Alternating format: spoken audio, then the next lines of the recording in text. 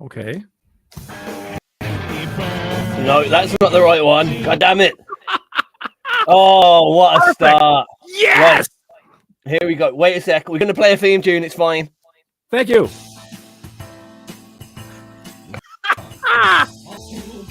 No, I'm stuck with a window that's stuck over everything that I can't see. Let me get rid of it. What? I'm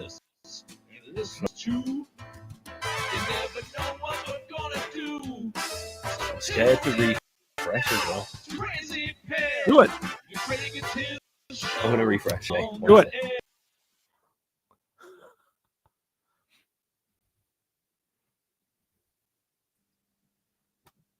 Hello, everybody. Oh. Hello. Be listening to me and Craig live. You want to play the theme song over again? We'll try like take 2. No, I think we didn't get to go.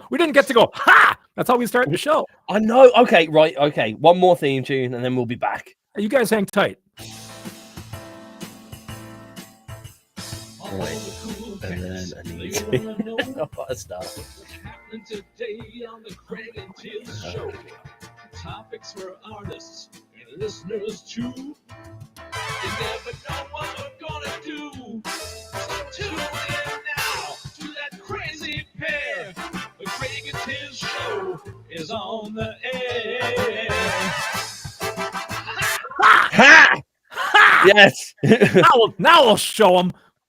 What a start for the Craig and guys. Tiz birthday bash. Why? Yeah. This is why on really big events we try new software just to see if it will work. Yeah, you throw it up in the air and see if it flies or it crashes. It's okay. You know? Great. Everybody walk away from a good landing. We are, everybody, we are live on various platforms across the internet. I can confirm. Apart from our own website, fantastically. But if you want to find us on Facebook, YouTube, or all those places, you can hear us. It's the usual green room setup that we used to have, so you get to hear us chatting over the tracks about whatever the hell we're talking about in between the tracks. So on your best behavior in the green room, Craig. I came with pants today. I combed my hair, sort of. I'm pretty well deodorized. I think we're good to go on my end. So yeah, that's good. I've got Fanta. I've got chicken. I've also just been informed that there's a tornado at the bottom of Catherine Street. So this is good timing, everybody. Good timing. I'm telling you. I mean, talk about news as it happens. As it happens. Right. But the most important thing is it's Craig's birthday, everybody. It's his actual birthday today. It's not me like I'm faking my birthday. You're coming on Saturday, right? It's your birthday? Shh.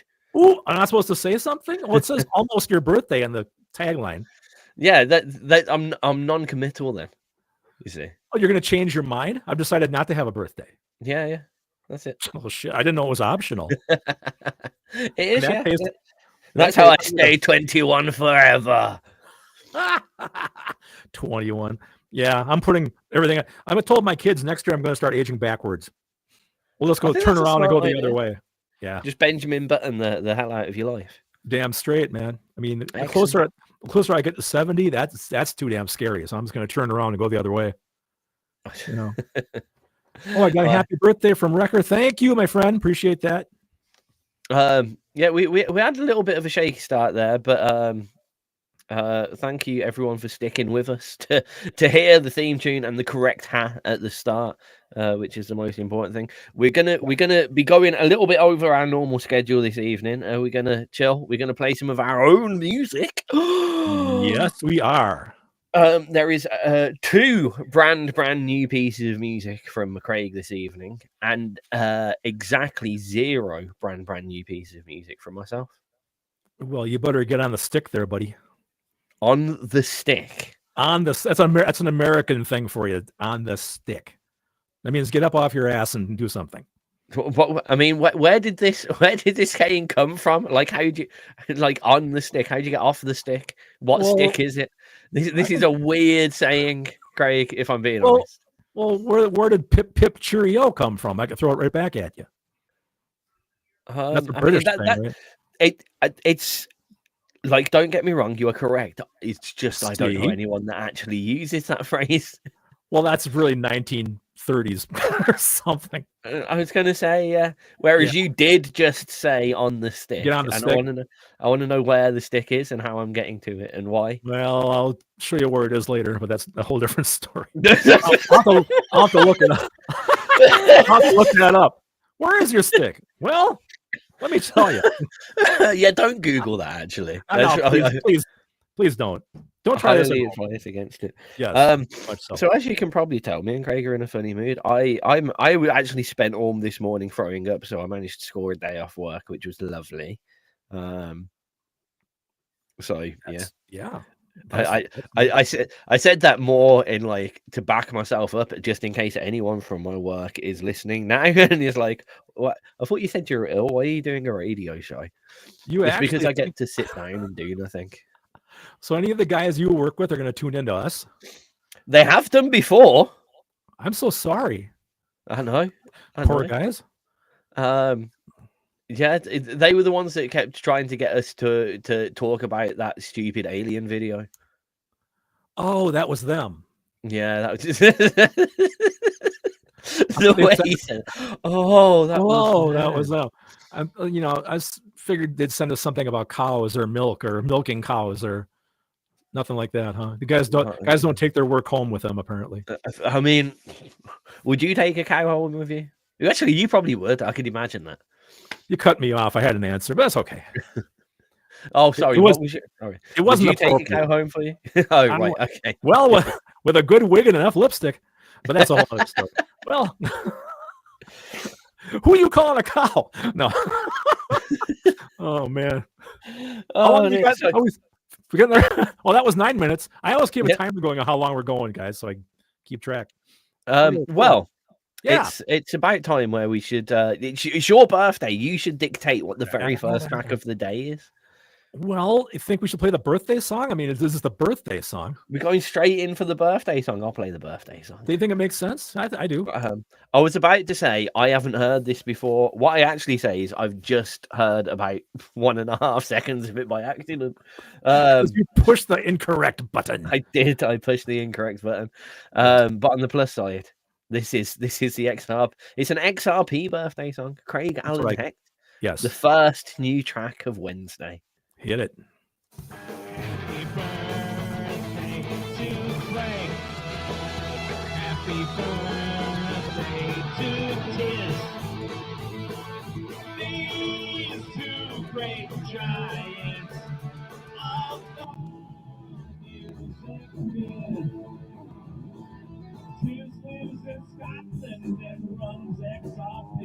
A broadcasting legend, I'm sure you look. I don't know about that.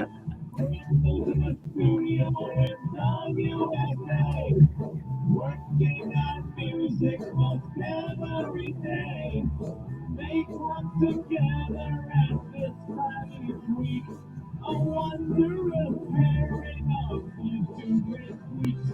Who stops in the chat box and say hello. And listen to wonderful Craig and Tiz show.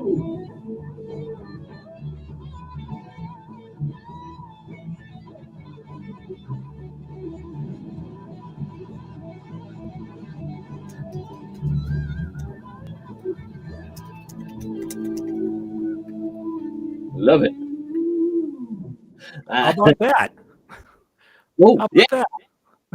Yeah, that sums up our whole story in 1 minute and 18. Oh dear. You know. Oh dear. It's after such success for ages. Decided to switch over, like we said to do. It's all okay though. Now we're good. And that's the Craig and you know what? That's almost a better theme tune than the theme tune. Well, you can feel it could be interchangeable, but you can't. It can't be that interchangeable because it literally starts as happy birthday. Well, I'll go back and edit that out. Then I'll send you a shorter track. I was going to comment. I told you before the other night that when I originally wrote this thing, I got to the part about you. The original lyrics were something along the lines of, Tis lives in Scotland and peddles some milk, a silver-tongued salesman with lines smooth as silk. Okay. Well, later on that night, I'm in the shower, right? Because I do all my best thinking in the shower, like everybody knows. And I thought to myself, oh, wait a minute. Maybe it sounds too much like with lies smooth as silk. Like you're lying to people about selling the milk. So I go, oh, that might not be good. So I had to come up with something. So now you run XRP and you're a legend and whatever else it was I said. So yeah, I had to feel like your guilt has over-exaggerated my legendary status slightly. Well, you're much more legendary than me. I debate that. I debate that. Oh, come on. Just because I'm broadcasting live from the Jedi Temple does not mean I'm that legendary. Oh, it's all a facade. It's a facade. Yes. Oh, Ship is in the chat box. Thank you so much, Shippa, for the birthday wish. Appreciate that. So, yeah. Anyway, so yeah, so that's the birthday song. Like I said, it's short and to the point. It does exactly what it says on the tin, and I love it. And it is. I think we do have a second theme tune there, most certainly. All right.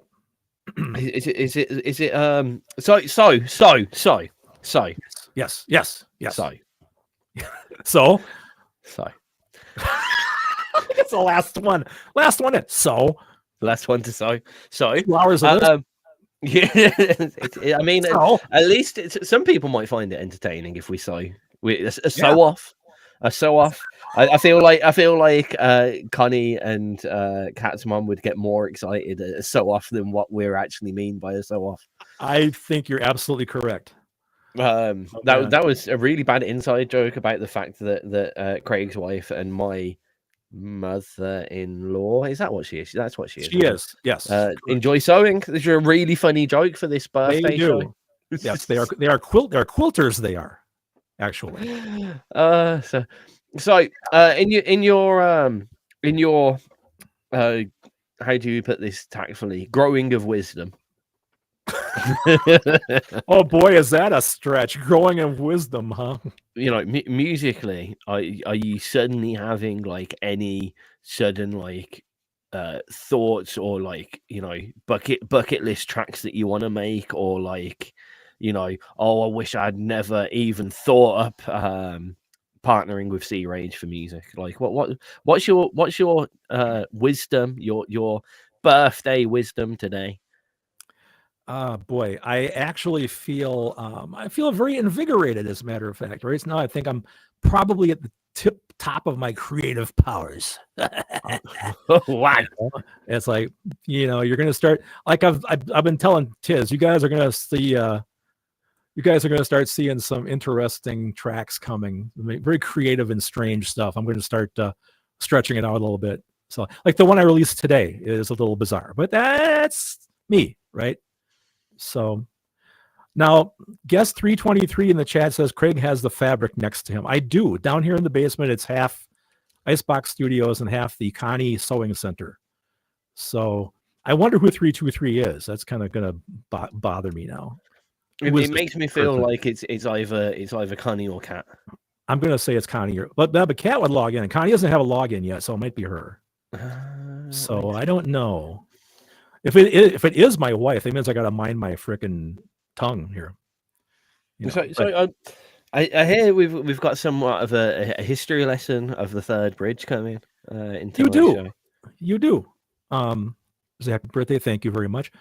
Yes, for those of you who don't know, if you have never really listened to what I do before, there is a history to what I do, and it started off with a band called the Third Bridge, which was just me and my good friend Scott Halverson, and we started back in 2014 as a studio-only project, never meant to go out and play live.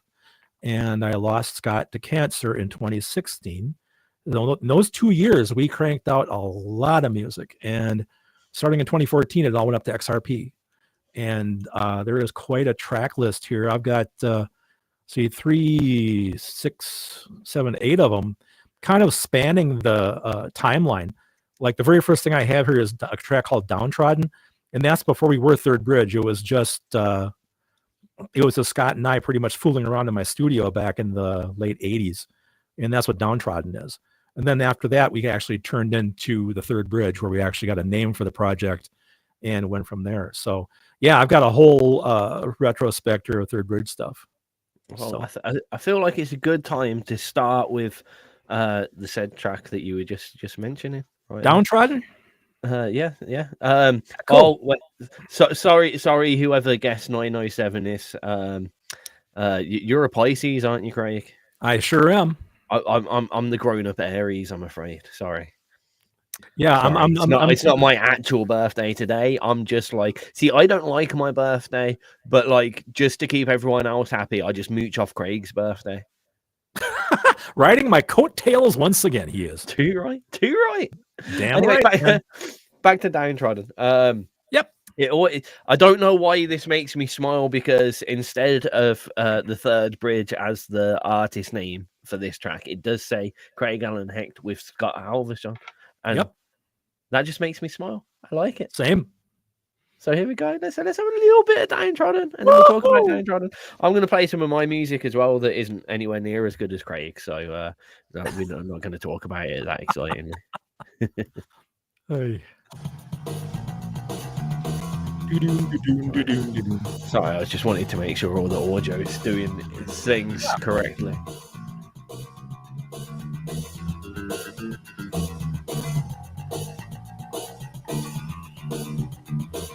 What?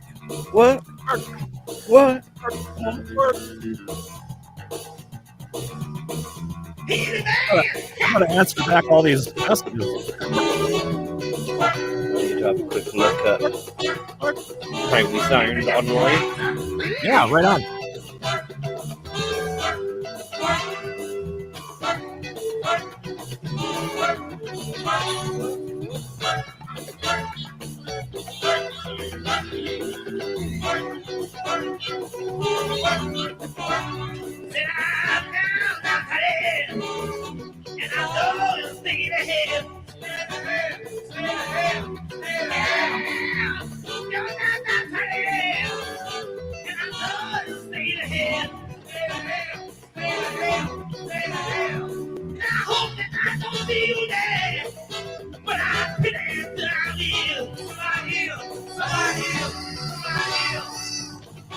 Seems okay.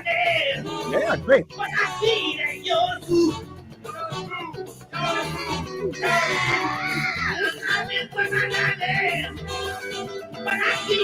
Everybody.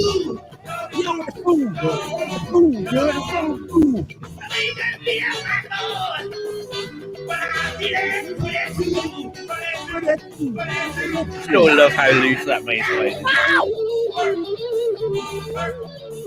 Back when I could play.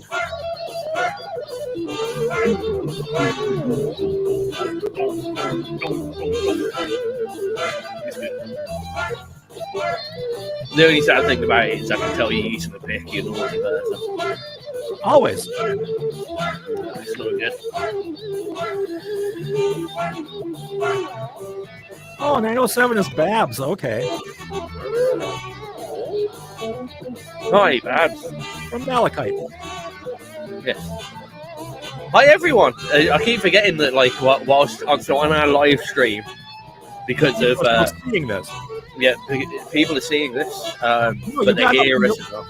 You got up and you left. I'm back here dancing. I forgot to entertain everybody on the stream. You know, I only walked just outside so I could hear the show on my phone to make sure we didn't sound horrible. I thought you were going to like you had like speakers out in your backyard blowing away the neighbors or anything. Oh no, not yet. But soon, definitely soon.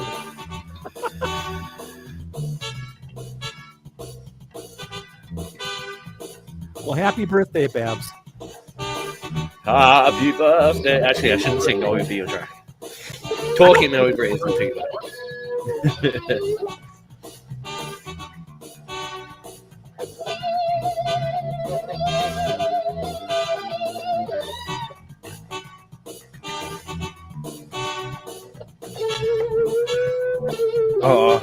I would have loved to have been in the room with you to pair whilst you were making. You would have been on the floor laughing. The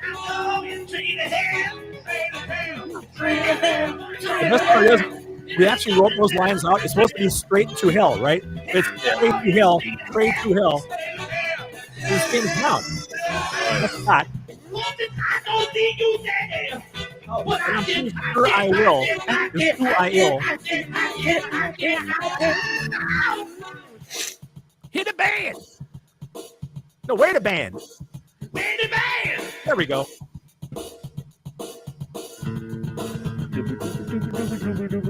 I was just trying to fill time here, basically. Coming after.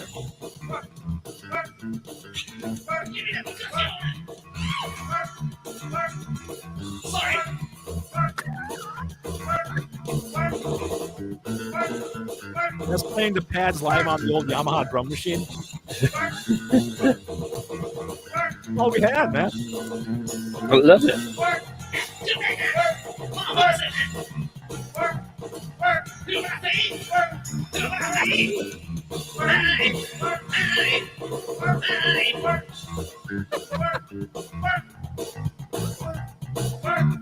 We started laughing at first.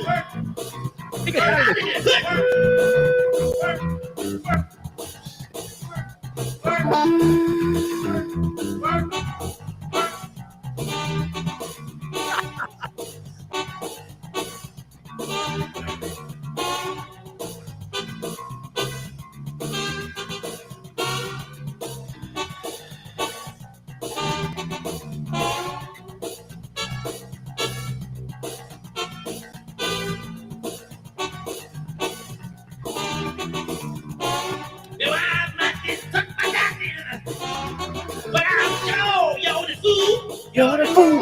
You're the fool. You're the fool. It's one of those tracks that you can't not do the repeat words at the end.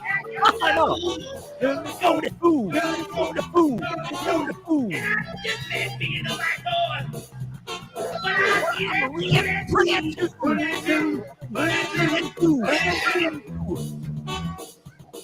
Let's stop. Oh, dear. You're done now. Keep the drums.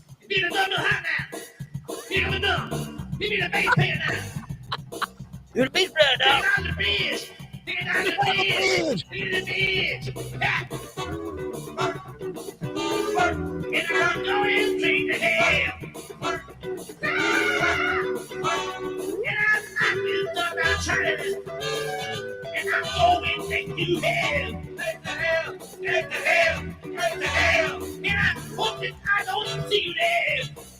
But I'm pissed till I win. So I will.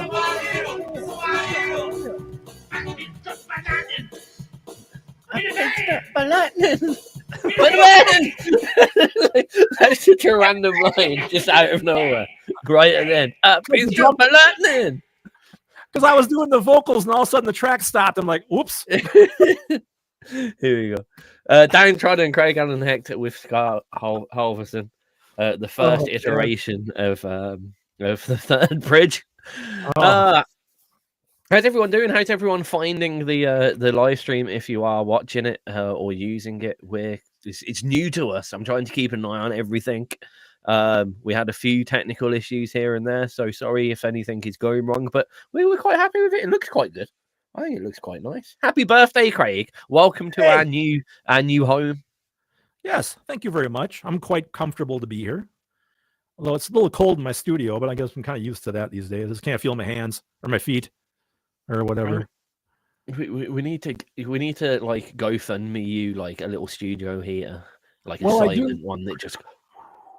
I do have the Nook upstairs, my writing Nook. Problem is with that, my Wi-Fi router doesn't quite reach up there too well, so my signal would be pretty spotty. So I'm much better hardwired down here. I remember quite a few not Craig and Tiz shows, but Craig and Tiz interviews where you've just like dropped out mid-interview. Yeah.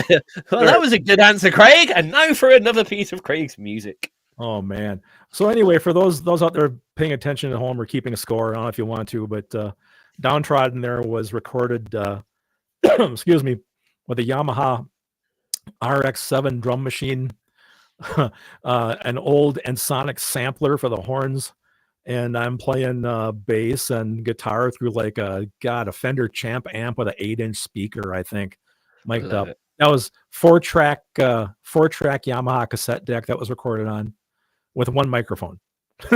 That's all we had.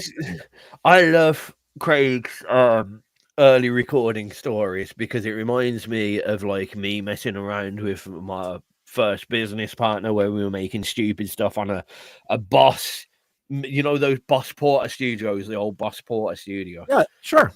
Yep. Making beats on that using the little drum pads in the top corner and the limited amount of tracks. But like Craig goes a step further.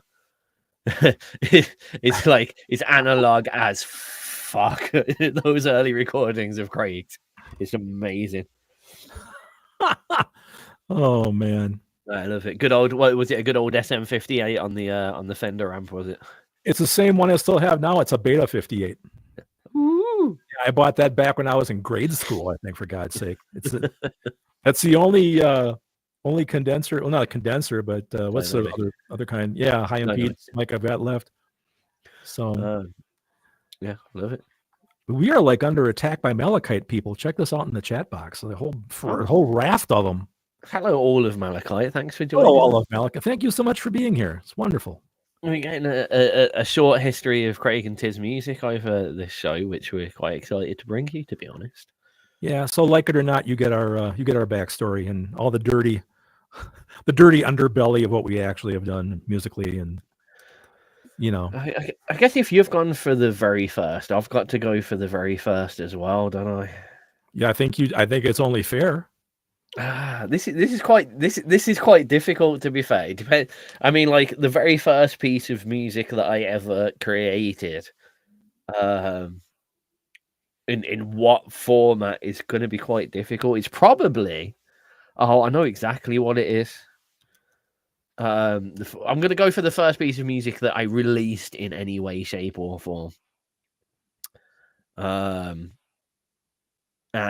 it was under the pseudonym Wired Productions. It is an electronic piece of music that eventually became. Oh, which version do I do? No, we'll do the full version, I think. So it eventually became a Mighty Jam track, and there's a rap in it, a very very young Tiz rapping on this. Cool.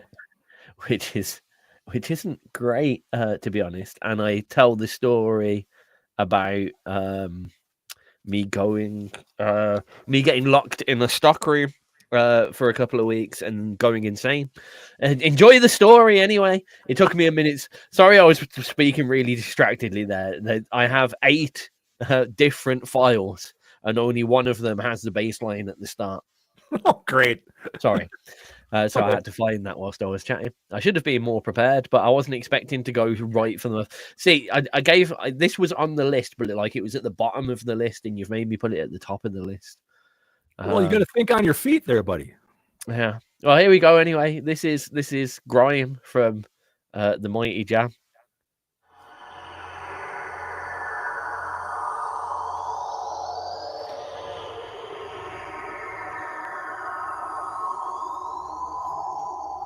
We should probably show Wrecker where the live stream link is, because I don't know where the live stream link is.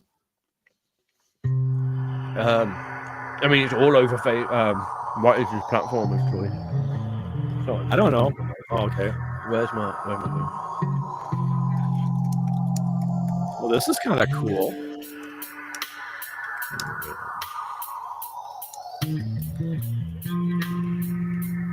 Okay, a little prog.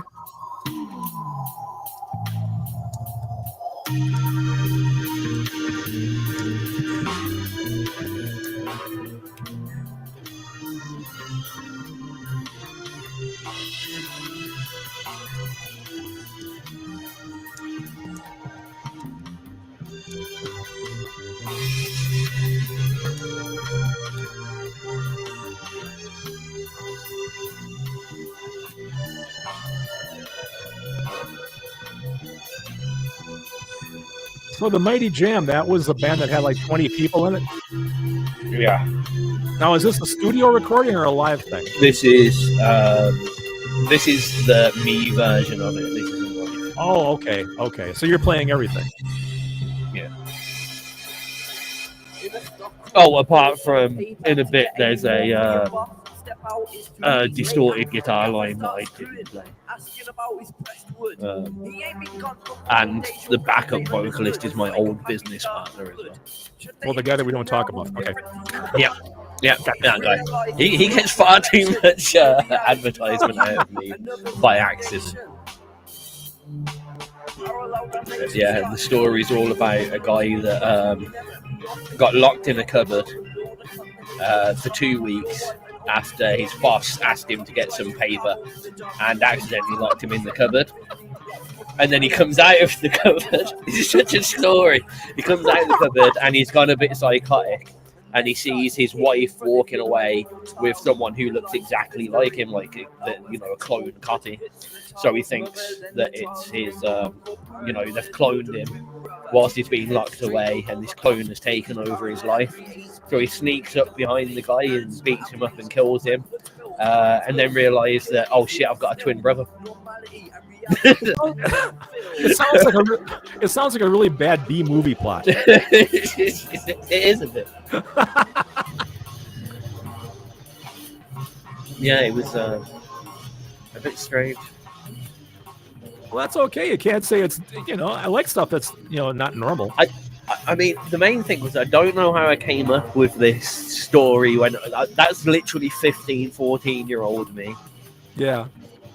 Came up with this warped story about someone going psychotic after being locked in a stockroom cupboard. The part that I find so funny about it, like when you say rap to me, right away I'm thinking like, I'm from the hood, I drive a cool car, I got a Glock, and it's a story about a guy stuck in a closet. Yep. Great. I think that's the I like to mix it up a bit. All right.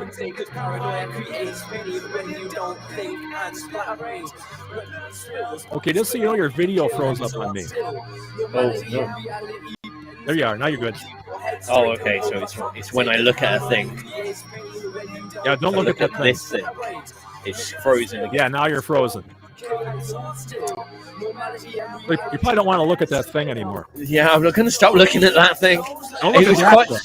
Whatever you do. That I kind of needed to look at it though, so that's oh, okay. That's inconvenient. It was the share link button. Ah, gotcha. Which is useless when you need to tell people that you have a stream going on. Yeah. And you can't share it, or your stream freezes. I'm trying to tell you exactly what's going on at this part. It sounds interesting. Oh, I forgot. I should have probably told you this as well. Because I'm still an admin on your page. This is actually going out live on the Craig Allen Hecht page as well. Oh, fine. Okay. I didn't think you'd be upset like that. I'm not upset at all. So yeah, it's going out. Currently, it's going out on the XRP page, my page, the Tank page, the Craig Allen Hecht page. YouTube. Are those drums real? No. Too bad. They sounded really cool. I was gonna say, who's your drummer, man? They are. They're programmed drums, not loops. But okay. Yeah. Yeah, that's just the Ultra Beat synth on Logic Pro. Ultra Beat drum pad synth. Yeah. I was thinking like, okay. That was Grime from the Mighty Jam. That was probably the first piece of music that I ever released in any way, shape, or form. That I have recorded. I don't think I've got any stuff from the old punk band, unfortunately. That was the only recording that's in living history, and I don't know where it even is. Was from one of the lads in the band's moms came and filmed it on a VHS camcorder in night mode. Filmed one of our gigs. Night mode. In night mode. She didn't know how she did it, but everything was green.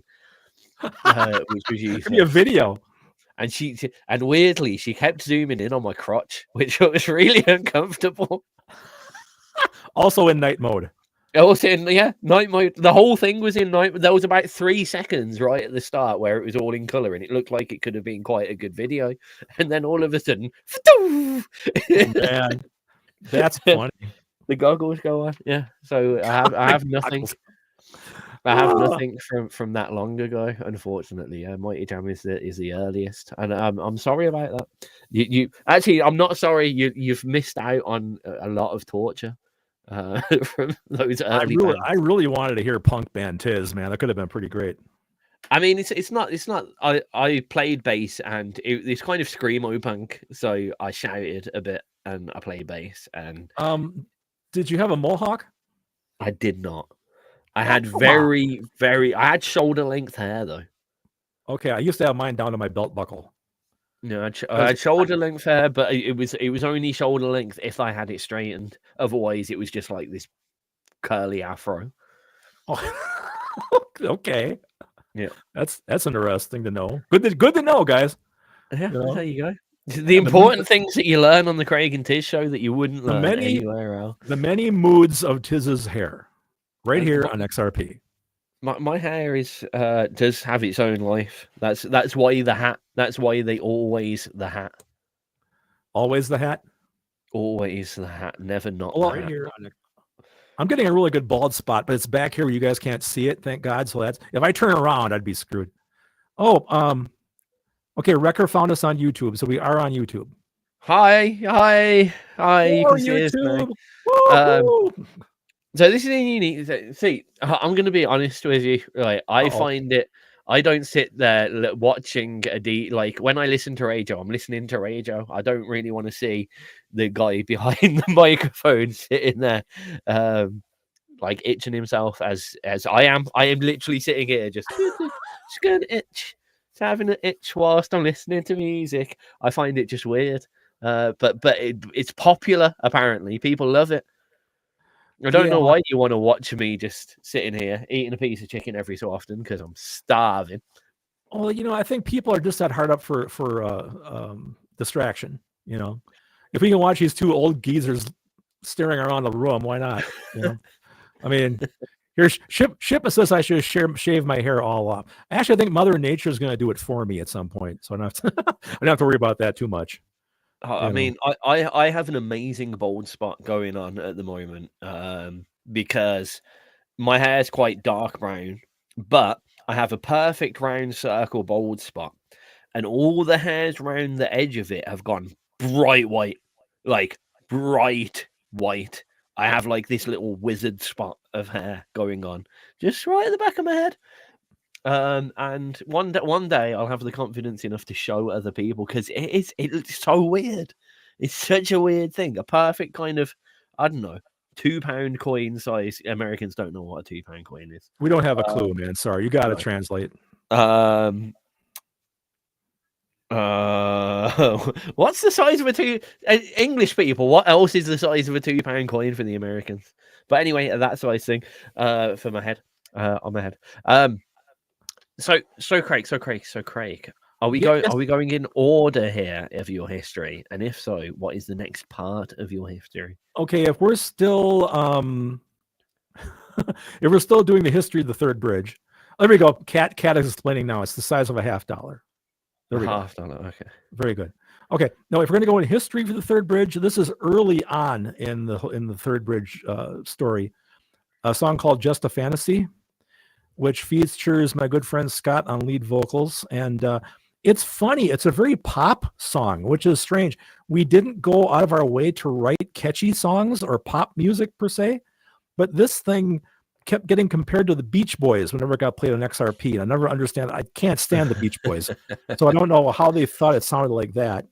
But it's got really cute, pop harmonies and all that stuff. And Scott was really good at writing a really good melody line, much better than me. He could really come up with something catchy. And that's still one of my weaknesses. I hate trying to write a good melody. Drives me nuts. But anyway, this track would be "Just a Fantasy" by Third Bridge.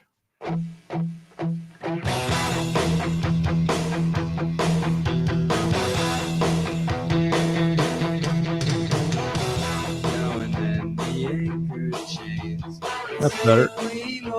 You know what's funny? Somebody's saying YouTube's ahead of this stream. That doesn't make sense. We're the originating stream. How is YouTube ahead of us? That makes no sense. I have no idea. Whoever that might have paused the XRP stream and it stops where you paused it. Yeah. Oh no. In my mind, there is this place I go when I'm in pain. It's a hidden starlit place I've learned to call my friend. See, for some reason, this always reminds me of that. Hold on. What? Are you 323? Yes, Kanye's 323. Wait. Okay. It's 45 seconds ahead. It's on your phone and it's 45 seconds ahead of our stream. Oh, on the TV? Hey, we're being watched by a 75-inch TV, guys. Wow! I never wanted to be that big. His must be that big. No, I don't want to be that big.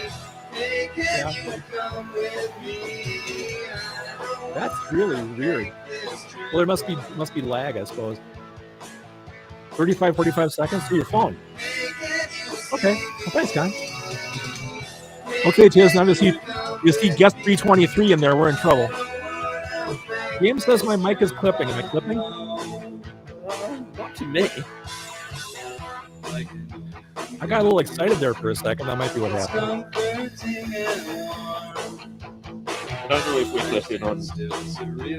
What are we clipping on, James? And if he doesn't answer, we know it's XRP. This is old school 80s, 90s punk. No, it was written by two old school punks, basically. So, yeah. It reminds, for some reason, not so much now, but the start of it reminds me of that Pretender song. Oh, what 500 miles. Oh, yeah. Yeah, I didn't think of that.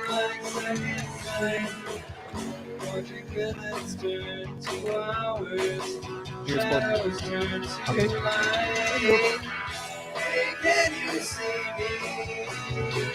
Oh, James, you're not being. Yeah, he's not being insulting at all.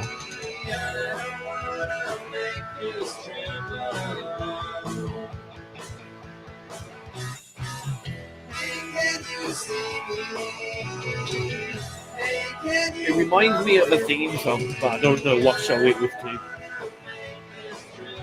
But I know I watched it. It's a theme song to some show you don't know what it is? Yeah. That's my review of it. Perfect. Ooh, hello. That was just a fantasy from the Third Bridge. So is that like the earliest, like in the Third Bridge format track? I'm gonna say no. The actual earliest Third Bridge is probably Mega Child, which I actually have out of order. I should have came before Just a Fantasy, but sorry. Terrible. Sorry. Terrible. Yes, I know. I'm a horrible person. Meant to be professional here. Everything all lined up in the perfect order and stuff. Well, I'm sorry. When you hired me on for the show and you interviewed me like you didn't really do, I don't remember anything question about being professional. Are you professional what? I'm not a professional at anything. I'm a professional rambler. If I'm anything, I'm an amateur. That's what I would say. I'm a professional amateur. That's kind of an oxymoron, but okay. Yeah. Am I still clipping? Am I still clipping, James? I don't feel like I'm clipping personally. He'll tell me. I think you might hear that there's a slight windy artifact on your voice for some reason. It's not in any way horrific. There's just a little kind of. Yeah, well, I think it's probably my internet is not the fastest here. I don't have gig speed like XRP does. Oh no. I mean, XRP is meant to have gig speed, but XRP needs to go and have a word with his ISP to see why the gigabytes aren't coming in gigabytes. Yeah. No, Icebox Studios gets 40 meg, and that's about it. So yeah. I mean, don't get me wrong. I'm still getting a good 600 up and down, but I'm paying for a gig. I want a whole gig of up and down. Okay, James says I'm a little bit better. Yeah, sorry about that, James. I if I get excited, I get up on the mic a little bit, and I tend to clip. So that's probably what you're hearing. So Yes, Okay. yeah, Cool. just a little artifacts. Yeah. So, The ball's in your court, Tiz. I know I'm going to match you. This is a track when I first really got into drum and bass and started being a drum and bass producer. One thing I have realized is there's so this was all done using sound experimentation, especially with basses. We got hold of a Wharfdale 1100 watt subwoofer, and we wanted to play with it. So we did. There are bass tones in this, so it's a bit of an awkward mix. There's some piano right at the start, and because of the way we had to mix the whole tunes for these speakers, it's incredibly quiet, the piano at the very start. Do not turn up your speakers. You will blow them, right? It kicks in like an absolute mule. It is a very, very strong, very first drop. There is also a bass sound halfway through the track that I'm actually really happy because I can show people what it does. And I've tried to explain it before, what it does to your face, this bass sound when you're in front of these subwoofer speakers. And now I can actually show people, but it makes your nose go warm, warm, warm, warm, warm. Great. Because we found the wave size that was the size of most people's nostrils, and it's quite interesting. There's also a few bass sounds in there that really kind of warm your heart, shall we say, as well. Okay. So yeah, the whole track was kind of put together with us just using sine wave and sine wave bass oscillators to find tones that had an effect on the body. Thus, this tune was produced. It was called Big Tune. It is by me under my pseudonym Wired Productions, a pseudonym that was retired about 20 years ago, so it's old. Enjoy. That's a very quiet piano. Boy, is that piano quiet. It's very quiet, but don't turn it up. Nobody turn it up. It kicks in very, very much. In fact, I might even have to turn it down when it kicks in.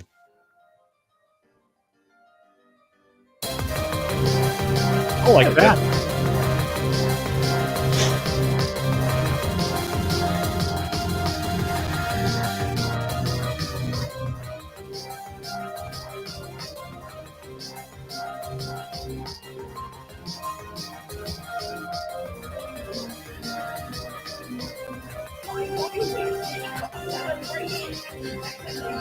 Another very young me rapping. So yeah, we basically, me and a few mates just got hooked up a computer just to one big subwoofer, and we were all just sitting there cross-legged in front of it, just playing bass notes and laughing. It's great fun.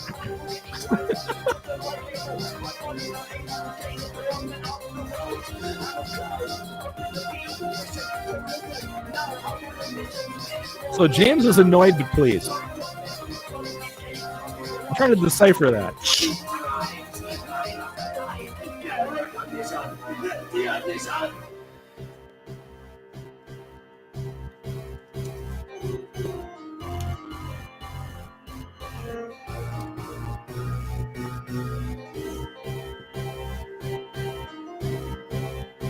This is cool.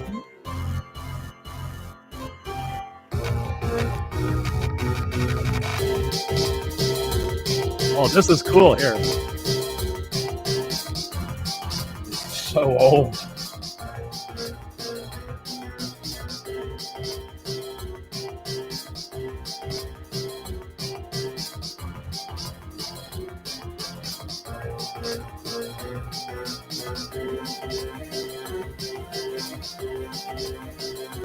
I also used that dancey synth in like about 100 tunes. I couldn't stop using it.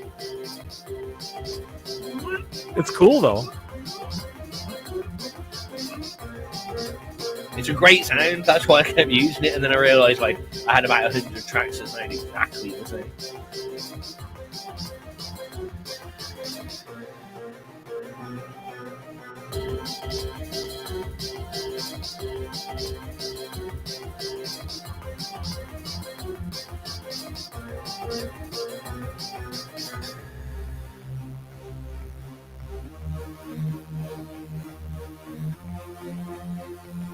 Yeah, so here you can barely hear it, but there's a sub kick in the background that's kind of going,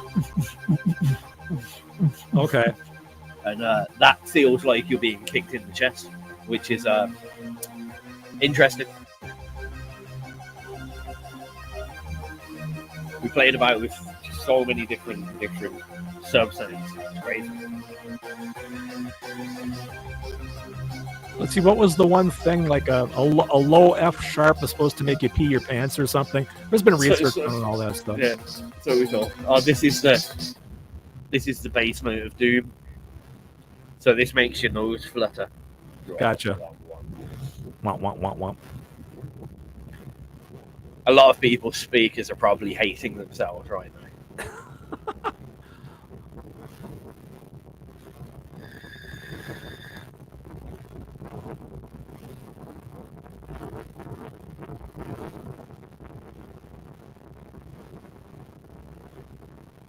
Subsonics, baby.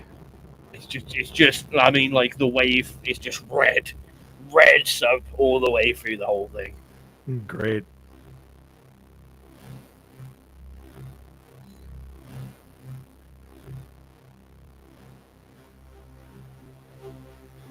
And then we kick back into the rest of the song.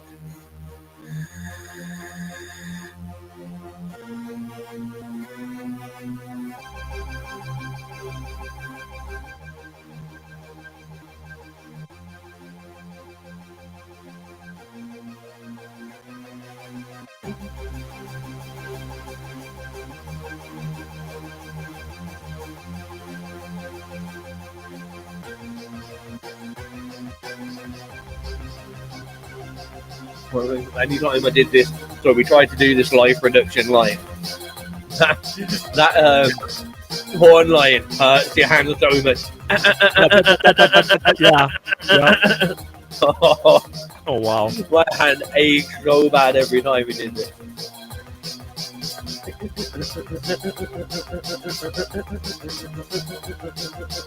Yeah, that's pretty staccato. It's difficult. I actually broke a key on a plastic, just a cheap little plastic MIDI controller that we used at the gig, but just bust the mid C kick doing it.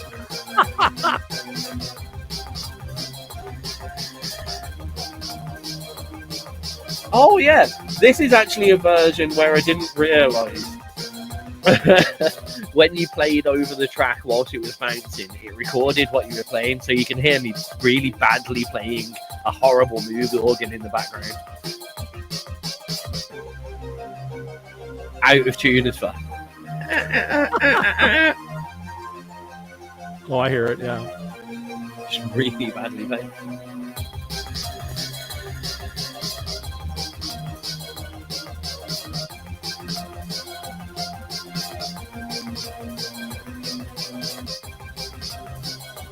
Literally ruined the end of the track. It's got a good hard finish. Just a straight cut, audio cut.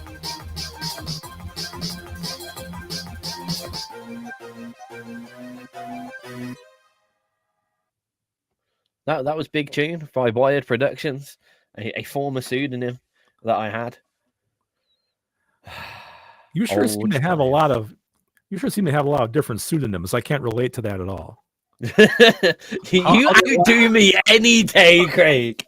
I have like 3 and a couple of bands. You have like 23 and a couple of bands. I don't know. I lose track. I lose count. I like chatting to Craig sometimes when he's on about making new music, because he'll like, oh, like this person hasn't made music in like 3 years, so I thought I'd just bring them back. Oh, I've got a new character now. He's Glenn Branston, yeah.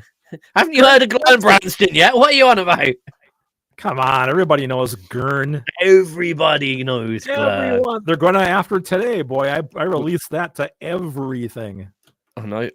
I'm excited that it's you. your first words on social media when you posted it was "all right, Funketeers." So I'm kind of excited. All of Gern Blanston's fans are called Funketeers. I mean, I just invented that this morning, so I'm going to go with it. It's her backstory. That's all right. That's all right. Then I also love the fact that whenever I hear Gern Blanston, I think of like a really large black German opera singer. It's Gern Blanston. Well, you're close. She's like one of those J.G. Wentworth ads. Why J.G. Wentworth? No, it's like Gern Blanston she's a young teenage black woman that plays guitar. That's what Gern Blanston is. But you're close, I suppose. With amazing hair. She has great hair. She has great hair. Yeah, but I guess if she gained about 200 pounds or so, she could probably pull off opera. I guess I don't know.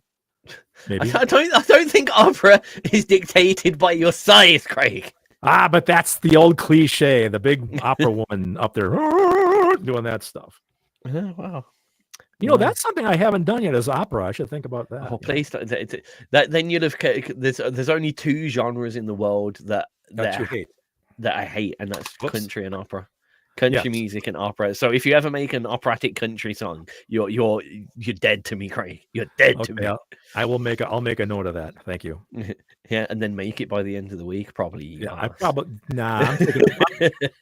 I'm recovering from my birthday. I'm taking a break this week. Oh, good. So there you go. It's been that hard eating all that food. It's been horrible. Take a week off. I know. It's terrible. Oh. Well, we're back with you in your court. You were talking Gern Blanston, but are we going to jump that far ahead or? I don't know. When do you think we're almost into the first hour of the show? I'm open. It's your list. It's your list. Why don't we debut the brand new Gern Blanston and the Funky Muffins track? I think that might be it. Well, we still have some people here. I mean, there's quite a few people in the chat. Thank you so much. But you guys might actually want to hear this. It's like, good Lord, what has he done now? But it's the brand new single by Gern Blanston and the Funky Muffins, and it's called Trip Hop Doodly Doo.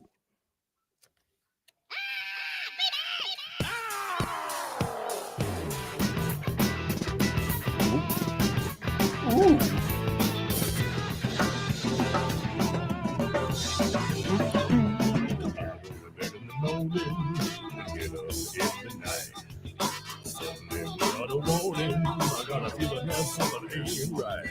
So I turn on my TV and a man come on the screen. There's a female vocals inside. Coming right here. There's Gern. Come on! But you better not move from your chair. This information shook me. It all seems just a mess. I don't know where it took me, but I must confess. It's just a trip hop doodly-doo. It's just a trip hop doodly-doo. It's just a trip hop doodly-doo. It's just a trip hop doodly-doo. So I got my feet to walking and on some shaky legs. Grocery store, $7 for freaking eggs. You can't even cook your breakfast without taking out alone. You gotta call your congressman. Doing all the right on the phone. So he started talking and listened to me complain. I could hear his knees knocking as he tried to explain.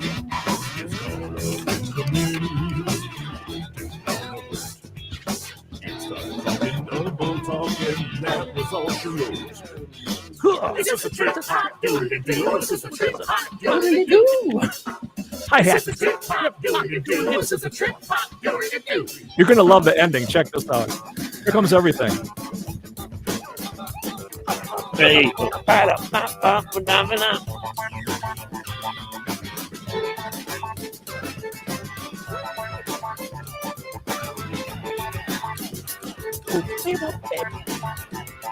Synth.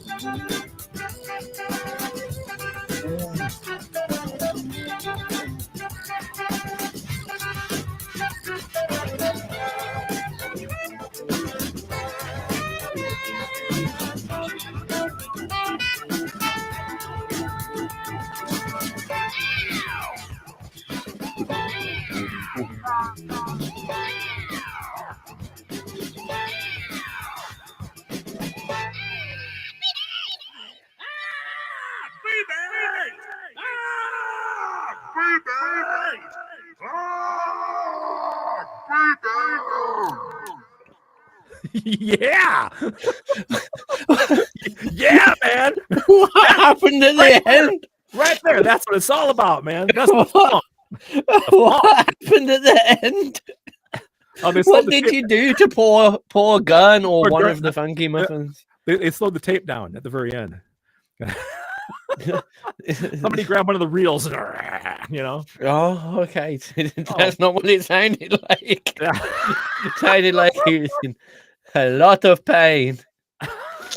No gurns were harmed in the making of this recording. You know, Are you sure? I'm sure. But yeah, man, the end of that thing has everything but the kitchen sink, and there's like 3 sax solos, string section. God, what else? 2 funk guitar tracks. Everything but the kitchen sink at the end on that thing, man. It's like woohoo. I'm waiting for you to do a kitchen sink solo now. That's definitely a Screwdrivers to Ears Yeah, project. yeah, that's true. I look forward to hearing a Screwdrivers to Ears track called The Kitchen Sink. The kitchen. I'll just get like a hammer and bang on a kitchen sink. That's all it should be. Yeah, that's it. Done. Oh man. Yeah, so that's the newest thing out of Icebox Studios. We got some another new track coming out in April, but I'm not going to say anything this early on. So it'll all be revealed later. I like James Dawes' idea here. He wants to do a Japanese kind of punk band where they usually do, like, you know, in all those anime theme tunes where you've got like they're speaking in their own language, and it's always something like, and we go fly a dream, like something really weird one sentence of English. Yep. And the rest, but I like that. Do it the other way around. So there's everything's in English, and you just get one real obscure Japanese sentence. That'd be great. Yeah, my YouTube feed has been giving me all this baby metal stuff lately. Those guys are amazing. Baby metal? What? Baby metal. What don't is know? baby? No. Oh my God! It's these 3 little Japanese girls. They can't be like out of their teens, and they do like all this really cute, like choreographed, like pop music. And behind them is like this death metal band, just doing like deathcore. It's look it up sometime. Baby metal. They're huge in Europe, I guess, and stuff. But yeah, I've been watching them lately, like a whole bunch of live shows. It's really cool. Yeah, we've got to remember that I live under the rock that is XRP, the world's biggest independent rock on the planet. Well, true that, I suppose. But I haven't sat down and watched anything on YouTube in absolute ever. Yeah, see, Wrecker knows baby metal are very cool. Yep, see? Yeah. Well, there you go. I feel I'm left out of the loop as usual. No, because I think I've told you before, but I every night I end up in my game room upstairs, which is, you know, all my old systems and stuff, and I end up on YouTube. And right now my YouTube feed has been all this obscure music coming up, like a lot of live shows and stuff. And I'm finding like a lot of like bands like from China, Hungary, just all these really different places doing metal and stuff. It's really kind of interesting. But that's been my feed lately. So interesting. Cool. Yeah. Talking about your games room, what are you playing at the moment, Craig, if anything? What did you sit down yesterday and play? I played Dodon Pachi Resurrection on the Xbox 360. Dodon Pachi Resurrection, which is a shooter game from Cave Software. Game room is not another name for my bedroom. That's a. I see where you're going there, Shippa. You horrible person. No, my game room is an actual. Craig's got an absolute cavern. It's amazing. It's everything set up ready to play as well. One side is lined up with video games. The other side is all obscure DVDs and Blu-rays, and like rock and roll Blu-ray concert stuff. And then I have like Tiz just said, every video game system probably known to man. I'm not bragging. I'm just that old. I collected everything from when I was started out with it. So, yeah. I wish I hadn't because all the way through my life, especially with most things, especially phones and computers, when I go to get a new one or trade in the old one, I tend to try not to leave it until the item breaks or is unusable, and I'll trade in, a new one for the old one. Good way of getting, especially I'm an iPhone user. constantly get the new iPhone because I'm that kind of guy. Find it very useful for working on. I don't just use it as a fashion accessory. XRP runs off my iPhone pretty much. So I always model up, and instead of spending like £1,000 every 2 years on a phone, I get to spend like, 500 quid every 2 years on a phone, which is still expensive, but it's handy. Yeah. So I did that with the majority of my consoles, and I wish I didn't. That's the only thing that I wish. I don't really want to look at all my old phones, but I do want to play my old Sega Mega Drive, which I can't. Yeah. I think I talked about this before. I had the Atari. I had all the Ataris, 2600, 5200, 78. And I took all that stuff plus my Nintendo stuff and my Genesis stuff and traded it towards a Panasonic 3DO, which was supposed to be the system of the future. The thing ended up being a piece of garbage, and I traded all my good systems like that towards it, and I was a fool. Oh. But this is 30 years ago. Now there's Connie. There's right there. Is he guest 323? Ask him if he plays all the games. Now that's my wife. That's Connie, because she knows damn well. Like my kids will tell you, my son Jacob especially. So, Dad, are those games? Or are they just shelf warmers? That's what he refers to my games, because I never play anything. So it's like, God dang it. Well, okay, I'm a collector. Okay, how's that? That's fine. I'll allow it. It's a fucking expensive thing to collect, but fine. Well, I could buy something really stupid like guitars. I mean, those are expensive. Oh, wait a minute. Oops, take that back. Sorry, too late. Luckily, you can a guitar is like an item of use in my eye. It's like buying, a spatula or an oven. A guitar, any instrument is useful. It's just like buying a new washing machine. And you always, if your washing machine breaks, you need to buy a new one. If your guitar doesn't quite sound just like another guitar, then you need to buy a new guitar. Right. I mean, that all makes sense. Like I always say, games, however, are only useful for playing, I'm afraid, sir. Yeah, well, that's the thing, Actually, what really ruined me was those little Chinese game boxes. They had like 100,000 games in one little box on a micro SD card. I had like 2 of those, and I'll just lose my mind playing all these old arcade games and stuff. And my problem with those, the biggest problem, and I used to find it when I did a bit of PC gaming. And I'd sit down and there was just too much choice. I sit down for a 2-hour gaming session and I spend 90 minutes deciding what I'm going to play. Going through menu. Yeah. Exactly. Ugh. Yep.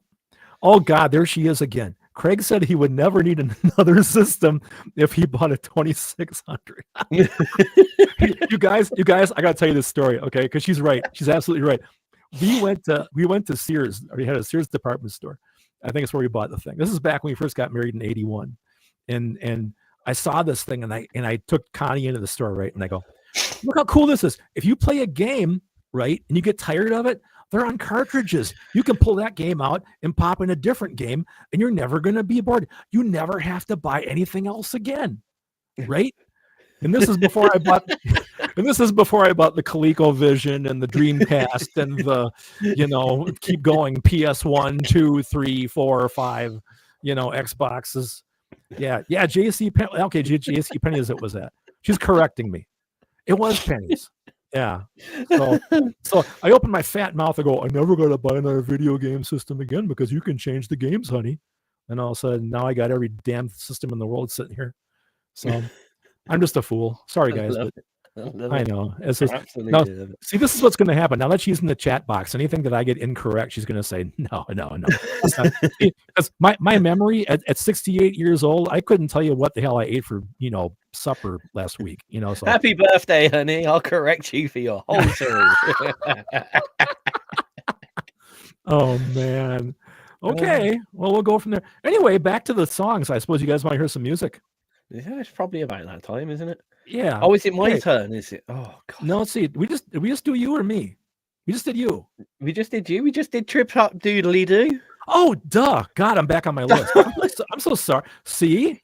We just played Trip Hop Doodly Doo. Your brand new track. How could you forget? Well, all of a sudden I started going back to the old days thinking about video games. My mind blanked out on me. No, it was epic. It was epic though. Oh, what do I do? Oh, this is 1,000,000 years old. This is the only music video that I ever, the only track that ever had a music video. That's what I meant to say. It is somewhere around the internet. Is it that one? There we go. We do that one. It's really hard to find. It's by me. I can now no longer sing this because it's way too high pitched. There's one note in the chorus that I just can't hit anymore. And the way that I play the track on guitar, it's a bit awkward to transpose. So this is a track that will never be played live by me ever again. Only this recording and the video that's somewhere on the internet exists is left.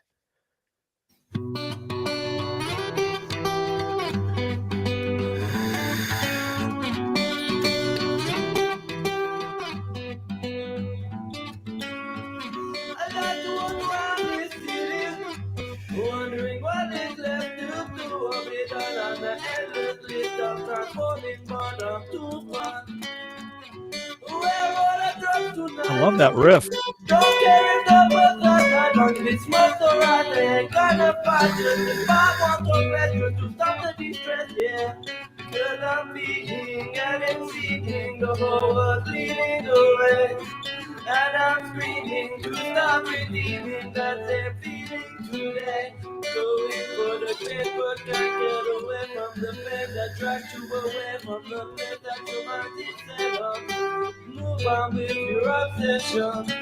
Cause you made the restless, so you careless expenses, you get reckless. Now you've got left in the mess.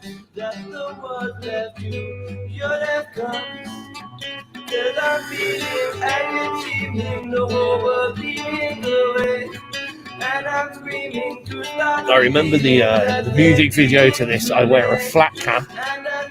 It's me and my mate playing because I had to get him to play the guitar because I couldn't play and sing back then. Yeah. And we were sitting in and we printed off the old XR because we wanted, just like this video actually, where we've got the logo in the top corner. Yeah. We wanted the video to look like that, but we didn't have any video editing tools, so we printed that off on a piece of paper and just stuck it to a pole, just so it was in. And then we moved the camera so it was just in the right place. So Oh, man. That's funny. then filmed it in black and white, so you couldn't tell that it was stuck to a piece of paper, but you could really tell it was stuck to a piece of paper. That is Brilliant. great. That is great.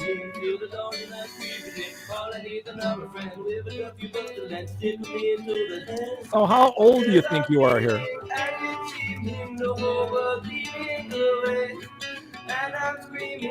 I'll be 17. Oh, wow.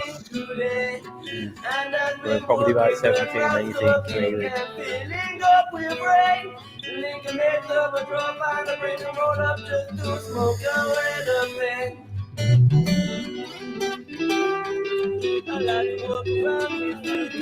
We literally did it because everyone was like, "Oh, YouTube's the way for it. Everyone needs to get on YouTube. You got to get on YouTube." So we got on Right. YouTube, and that was it. One video.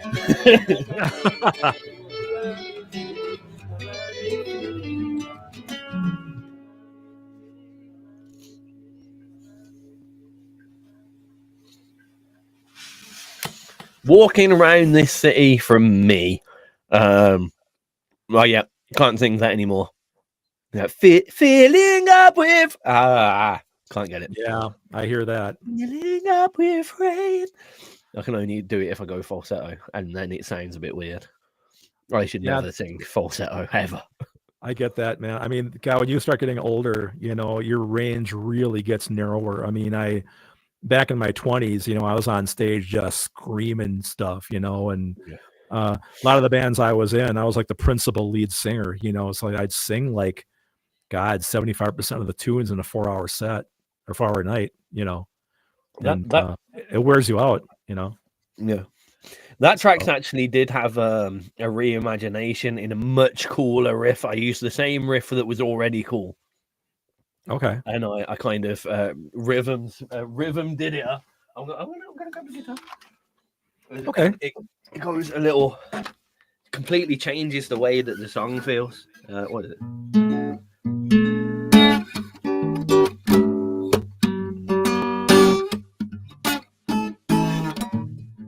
That was badly played, but you get the idea. Yeah, I get the idea. Sorry, so yeah, rhythmic stuff. And that's that version I can sing slightly, but I completely changed it. So there you go. You can do that. Yeah, I can, and I did. It was one of those, like, that song was really good. The lyrics were actually quite good. So yeah, let's redo it in a way that I can actually play it. And also, for some reason, that the rhythm that I did in the original one, to this day, I still can't play and sing. Even if I could sing the high note, I just can't keep that and sing at the same time. Yeah, it's so syncopated. I could see that. Yeah, you know, that should be a topic on one of our shows sometime. Do you ever write a song or record a song, and now that you hear it back, you wish to yourself, I wish I would have done that totally different, or I wish I could take it back and redo it and re-release it or fix it, or I thought you were going to go another way there, and we can join that topic with this one. Do you ever write something that is then difficult to play on stage? I don't have that problem. Well, you don't have that problem because you don't need to play it on stage. But for anybody out there, sure. You know, I guess yours is very different actually, because you kind of one take wonder everything anyway. So you can literally play everything that you've put into the song. Pretty much 95% of what I do down here is all actual hands-on. Otherwise, 5% is loops or cheating, you know. But I'm pretty much what you hear is me. But you know, a funny thing, your song that I wrote for you and Kat, that engagement song, I totally hate the drums on that, because it's not. It's like, I think I must have played them by hand or something, because the accents are all kind of weird and everything, and I really want to go back to get to the master track and just take the drums out. I think if I just take them out and just get rid of them, mute them, and just go without it, I think the song would be a lot better. I mean, it just makes me cringe, because I know if I would have had the drum loops that I have now, that song would have been a million times better. Oh, I mean, I like everything else, but the drum track, I mean, you do see why people consistently remaster their songs, because new technology comes out, and you're just like, oh, if I had that back then. And then it's like you end up remastering your song every Boom Smack Candy Apple Black tracks. He must have remastered those tracks at least 4 times in the time that I've known him. Yeah. The amount of times where he's told me, like, oh, delete all the other ones and we'll re-upload everything. You remastered a lot, as I remember, actually, Craig, didn't you? I did. There was a few, like I always talk about that, you know, that hated CD that I released, that Surviving the New Normal. A lot of that stuff got remastered, and it's still, well, that's where that song I just recorded, Demon on the Hill, that's actually the new normal, the title track, with a whole retool, new lyrics, new guitar breaks and stuff, because I hated that thing. I don't know, you know, it just pisses me off. I mean, for all the money that we spent into putting out actual physical CDs, why didn't I wait a few years until I had like Cluckzilla? Or that would have been wonderful to put that on disc, you know, and the timing was just wrong. That's all, you know. Yeah. So it is what it is. I mean, how was I supposed to know? You're the king of impatience when it comes to releasing your own stuff and doing stuff with your own music. I'm better now. You are. I mean, you literally waited all the way till Wednesday to release. Now, bit better. You're the tiniest bit better. I've been sitting on that Gern Blanston track for probably a month. A whole month, that's it. I told Connie today at lunch, I said to Connie, I'm so proud of myself, because Tiz has been telling me for as long as I know him, you bring out everything too quickly. Nobody gets a chance to digest anything. So space it out. Maybe release like 1 song a month, not 3 or 4 a month. So we had Gern Blanston today, and then next month you get a new track from somebody else. So I'm doing 1 a month. So just, how long have I known you, Tiz? It took me about, what, 10 years to figure this out? Yep. Question. So after you finished it, right? After you finished that track, did you, like, with the extra month amount of time, did you go back to it, tweak it at all? Never. So you were just done, that's it, and you've just sat on it? Yep.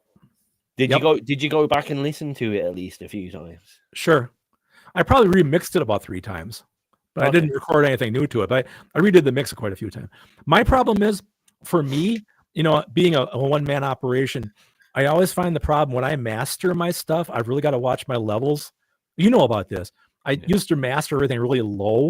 Really quiet. Really quietly. So now when I do a track and master it, I fire up Audacity and I run the waveform on that to see where it's clipping or where the peaks are. Yeah.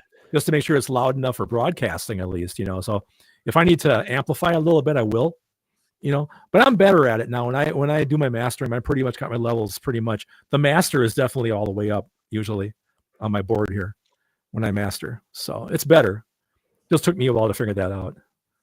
So I mean, to be fair, the best way to mix and get an honest feel from your track is to mix quietly. But then, yeah, you do need to boost it all up. Yeah, I know. We've talked about this a lot too. I'm kind of getting off on a tangent like we always do. Wait. But I know you've always told me don't mix in headphones, mix through your mains. Yeah. But the problem I have with that is I really think that probably 90% of the people that listen to music now are listening on headphones or earbuds. So I like to think I'm going to mix for that because that's what most people are going to listen to it on. So I tend to boost the bass up because those don't have really good bass response on them. Yeah. So I agree mostly. I think your initial instrument leveling to each other, it's best done very on speakers that you can barely hear, really low in a small room, ideally with all of the points of reflection covered. You're just going to get a bit more of an honest. I mean, we're literally talking not for your whole mixing, not for working with all your compressors, EQ, and whatever. Literally for your leveling of all the instruments, vocals, whatever, against each other. You'll find that if you get everything set, the kind of stage presence, as it were, set for each instrument when your volumes are like critically low, you can barely hear anything. Then when you turn it off, everything just sits perfectly in its right little place.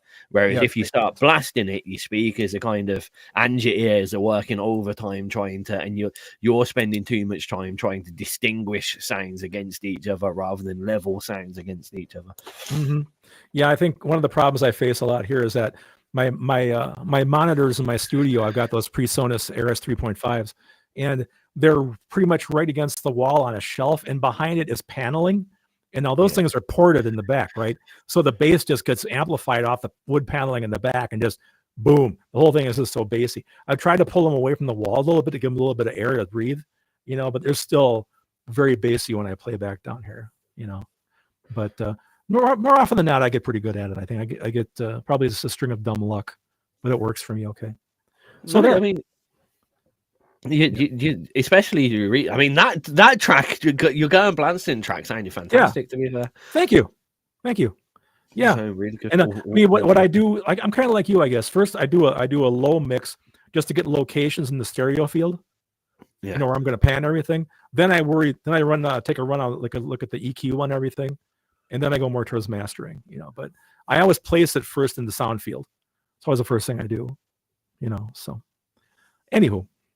Right. So moving swiftly onward. Well, it's your turn. It's my turn. Let's stick with the third bridge, I suppose, then for a little while, huh? We got some time. This is going to be Mega Child, which is probably the first actual branded third bridge song ever released to XRP radio. And I'm going to put it around probably 2014. I think that was the first thing we dropped everywhere. And before you carry on with your story, just for queuing reasons, I actually have 3 different versions of this track. I don't know why you do. I've got the Mega Child that is Scott Halverson and Craig Hecht, which is 6 minutes 7 seconds long. Mm-hmm. Then I have Mega Child from the Private Universe album from the third bridge, which is 4 minutes 8 seconds long. And then I have Mega Child, the new edit from the third bridge, which is 4 minutes 7 seconds long. I would go with that one. We'll go with that one. Yeah. Anyway, sorry. Please continue your story. Oh, I was just going to say that, yeah, this is really early on. Scott's lyrics on this one, Scott singing lead vocal. A lot of good harmonies on this one. We really enjoyed doing harmonies back then. We were both kind of Beatles people, so harmonies came easy to us for some songs. But later stuff like The Traveler has really complex harmonies to it. But it was fun to work them out, although it was frustrating as all hell. But anyway, yeah, this is Megachild. It's pretty rough, mix wise and equipment wise, but it was sincere. So here it is.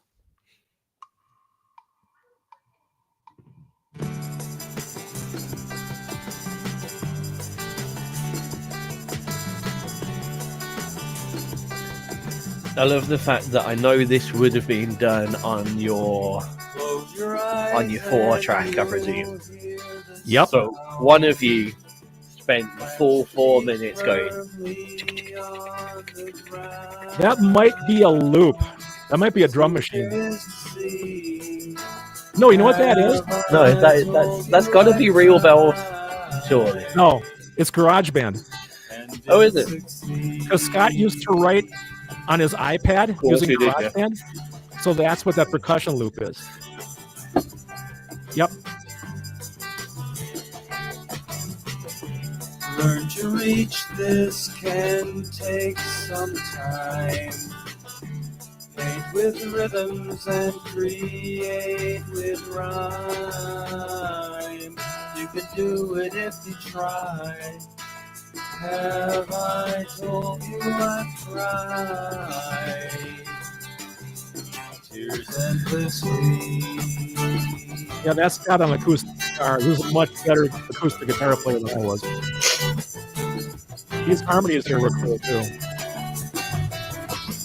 Baby, I've tried to see through your eyes. Maybe I've tried too hard. That's it, Clouds from my heart have covered the skies. Thousands of broken stars rain down on me.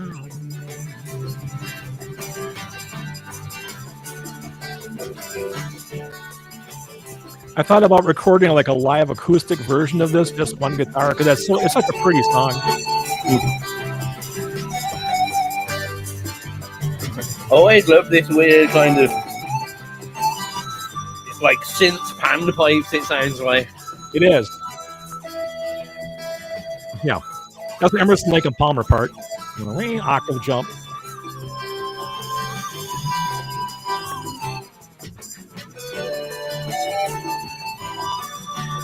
This is guitar synth, by the way. Because of the way it's tracking. Every door has a key you must find. I'm playing piano on this too, I think. Break the lock on your mind. You can keep your dreams alive. Have I told you that mine are here with me?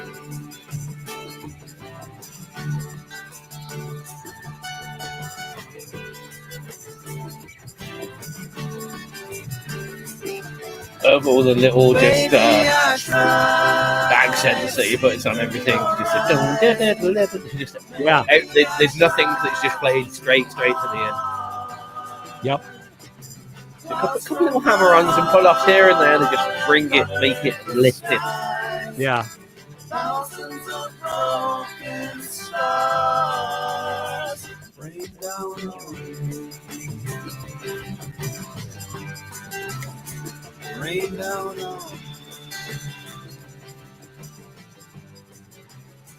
Rain down on me. Yeah, it's a cool track. Megachild, the third bridge. Woo! It's Craig's birthday, everybody. Yep, still is. I'm special for another 6 hours.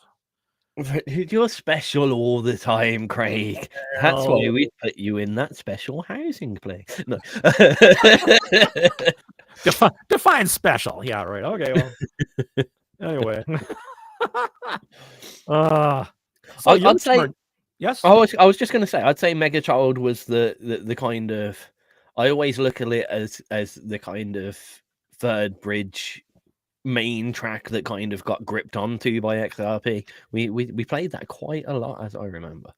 Yeah, I would call it the quintessential third bridge track. It pretty much that's the word that I was looking for. Yeah, as my son Jacob calls it. Well, here's more of your hippy dippy music, Dad. That's what he calls the third bridge, hippy dippy music. So, I love it.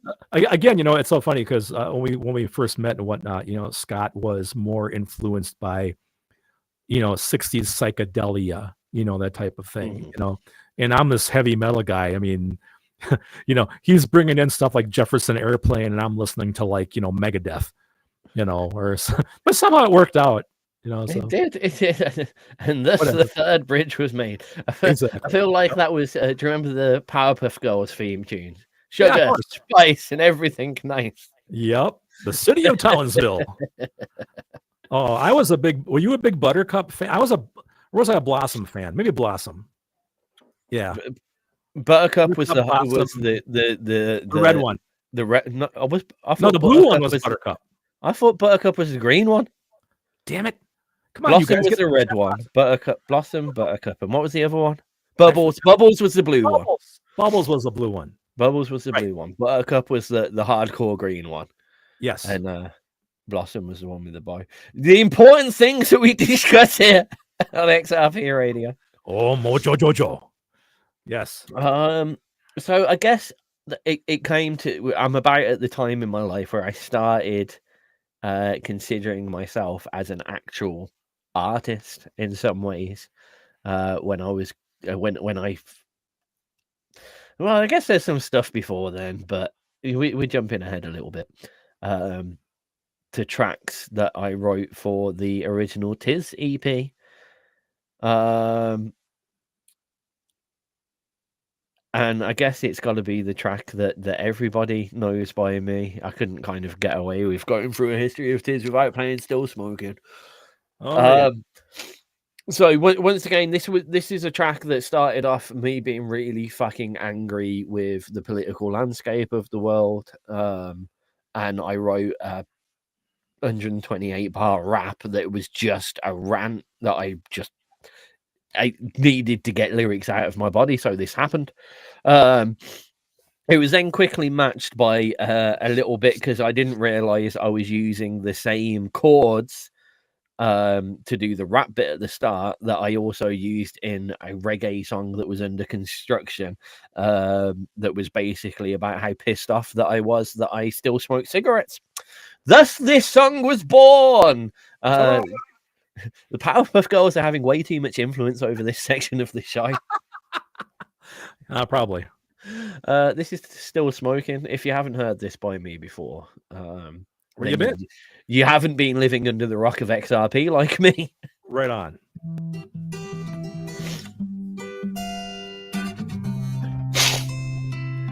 So I got to look at my list now, considering time.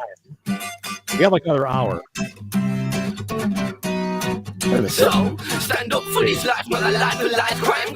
And that money that's mine, it's been spent on expanding your mind, not expending your time doing drugs that are mine. Cause your mind off stuff that's not in that code, now your mind developed with the strain and the pain of the average day. The drug push more than an average wage, so it's tempted to turn to the typical way. Smacking up minds like a critical phase, and you tell everyone in these lyrical ways. Posted on the new reciprocal stages with YouTube and Twitter, becoming new crazy. But after development, not reflecting these Alright. Identical blame disappear to the back in these cynical days. I got ripped apart in some clinical ways. Silence and violence takes over the place. Disappeared and up in my face. I say out of my face as the race to face fate, waste, disgrace, so post haste. The real leg paints a picture, shows your trace, and will collate the data. So pray when the day you were born, and all somebody is listening anyway. Because before I had a little word with your little bird, and I tell you everybody heard that your bird of my word. She's a dirty girl, for I get a flirty, cause yeah, I know this girl is your world, but I wanna say this is not in my style, but I think you thought I wanna come and smile to the line that does it behind. Not do it for himself, so we are still smoking. We're still smoking on our road. Keep stoking my life. Keep smoking on our long time broken. We soon the doctors sitting back at so over birthday spraying bullets and bullets. Black goes my brain on the concrete. Watch out who you get used. I really wanted to make my electric bass sound like an upright bass for this, and I don't think I didn't quite get there though. It kind of does though.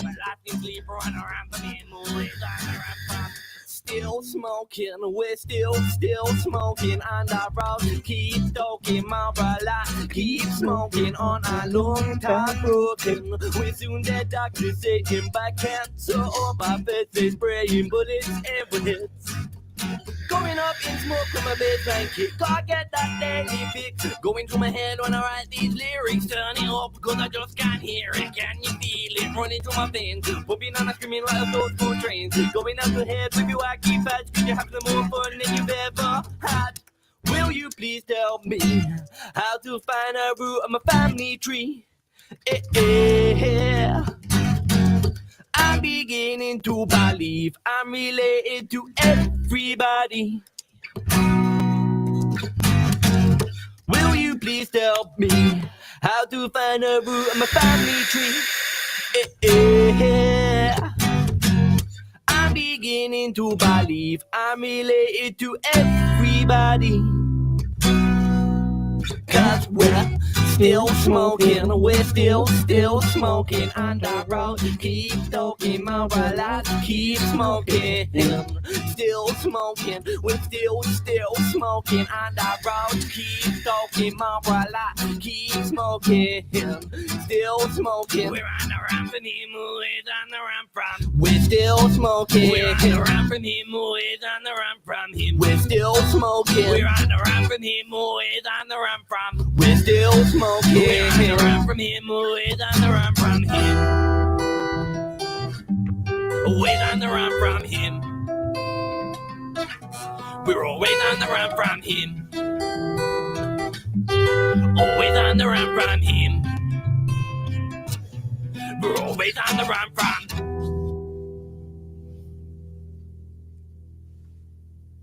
Good bass note to finish on. It is very nice. Yeah. That's a great track. It's a classic. It's yeah, and people like it for all the wrong reasons. God damn them. But yeah, it's we had a sing along of that song at my wedding. Aw, cute. Hey man, when you recorded that vocal, did you blindly double track that, or did you sing along to the first track? Oh, I sang along to the first track. Yeah. Okay. A lot of times I just do it blindly and kind of like cross my fingers that they sync up. Usually it works out kind of neat. The main reason was just so I could. There is a slight harmony at places. Yeah. That's right. Okay. And it's especially with the so it is double tracked rap at the start. And if I can't hear what I was doing, I will put a syllable out of place, and you get that. It happens a couple of times during that track right at the start where I say a word like just before it was said in the other version, and it creates quite a cool effect actually, but I didn't really want. I do that quite a bit myself. It's kind of, it's as long as the lyrics are close enough, they don't sound like mumbling or anything. Yeah, but I'll kind of jump ahead a little bit on my double track, but that's okay. Yeah. Mixing, James. People really enjoy the finished product of my mixes, but they don't like the process that it takes me to get there, and they get frustrated quite swiftly. Rome wasn't built in a day. No, it wasn't. And neither was your shit music. Sorry. Boy, I set you up, didn't I? I was just remembering a couple of things. And on the plus side, I've actually got Mish coming here to XRP hours to finish off some mixes very soon. Yeah, as a matter of fact, I am timing my release of my April song to right when you guys are going to be together on Tag, so you guys can premiere it together. Yes, yeah. So that'll be interesting. Looking forward to it. I'm looking forward to it. It's going to be an interesting show for sure. Yeah. Are you gonna wear a mask as well? I'm not going to wear a mask, whether Mish does or not. I'm not sure. Okay. He said he wanted to do the interview, and he's like, "Oh, we're not going to be on camera, are we?" And I was like, "Well, originally I said no, we're not doing that at the moment, but now we can." What I'm hoping is he doesn't bring any masks, and then we have to make him one. Just take a pillowcase and cut it through holes and put it over Yeah. his head. And, yeah, great. Yeah, that's what I'm hoping for. And I'm gonna Perfect. make sure that I've got some like really embarrassing pillowcases lined up for him. I've already seen a couple. I love that and idea. They look good. Yeah. Okay. I like that idea. No, it's gonna be. It should be an interesting day. It's always interesting when me and Mish are in the same area of air, breathing each other's breath. Okay. That was close. Yeah. What did you think I was gonna say? I got nothing, man. I got nothing. I'm concerned. Should I move swiftly along? It is about that time for you to decide what's next. Are we still third bridging, or have we transcended? I'm going to do a couple more third bridges. Looking at my time, I have to do this one. This is a song called "The Traveler" by Third Bridge. I'm doing this in because of time. It's a bit longer. It's 5 minutes. This song is pretty darn cool. It's Scott wrote the lyrics, and it's very much like a movie of the mind, kind of like stuff that I've done recently, where you kind of see a movie in your head. But it's like this video you see in your head. It's like this little like hobbit looking guy with a big wizard hat, and he's climbing up this mountain at night, and you hear the thunderstorms around him and the wind blowing. And it was one of the first songs we ever did that used a lot of environmental sound effects, which I've been known to use ever since then. This was one of the first ones. We tried to create a real sense of place by using sound. It's very much cinematic. And like I said before, the harmonies on this were a bitch. They were hard to do, but it's very much like I don't know if you guys remember Crosby, Stills, Nash and Young back in the day, way back there, like 4-part harmonies and stuff, almost like folk rock. It's that type of thing. But probably one of my favorite Third Bridge songs of all time, "The Traveler." So let's go with that. Here we go. It's also one of my personal favorite Third Bridge songs as well. So you already knew that, though. I did.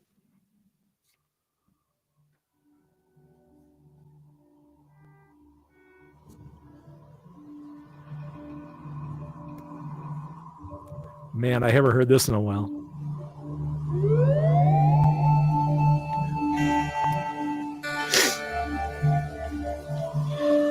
See, this is the other problem. You got that much music. I'm trying to prioritize some of your newer stuff when I go to play it, and then this stuff kind of gets missed out quite often. I'll be honest. I'll be honest. I haven't listened to Third Bridge, the old Third Bridge, in a long time. I really haven't. I got so caught up with like Andromeda Blue and Sail Away and It's Okay, all the new stuff. I haven't gone back into the catalog lately at all. I should listen to that music more often.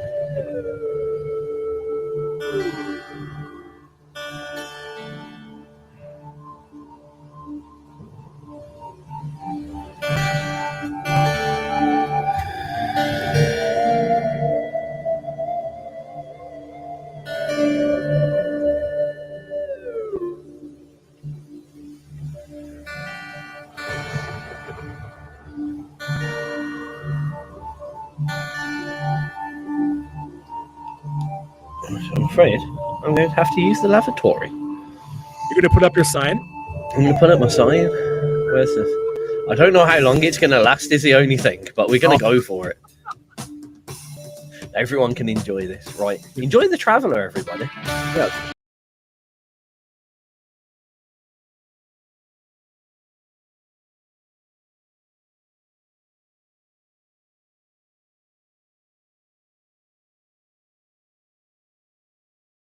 And walked into the darkness. His weary eyes look to the sky. In wonderment he is free.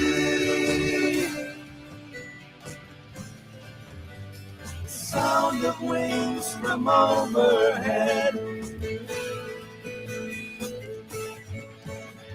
So suddenly upon him, butterflies and dragons circle lightly on the breeze.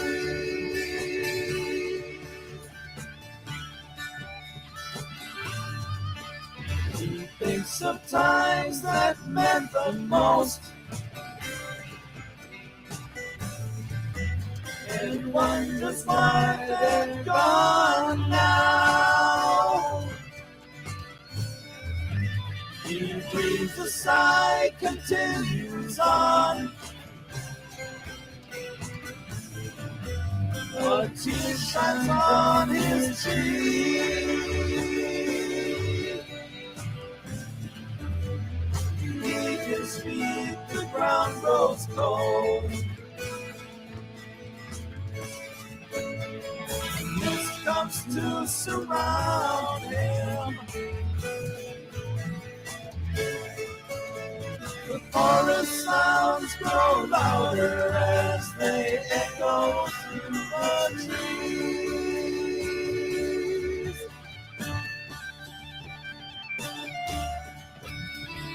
Will he find the bridge to nowhere? Will he find the bridge to peace? Will it matter in the long run? Will it bring him to his knees?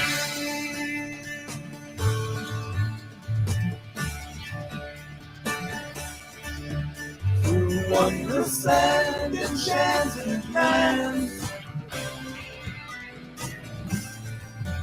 the traveler goes onward. He knows that he must face the time when memories will fade. But for right now, his dream's alive, shining bright like diamonds. Pushes forward.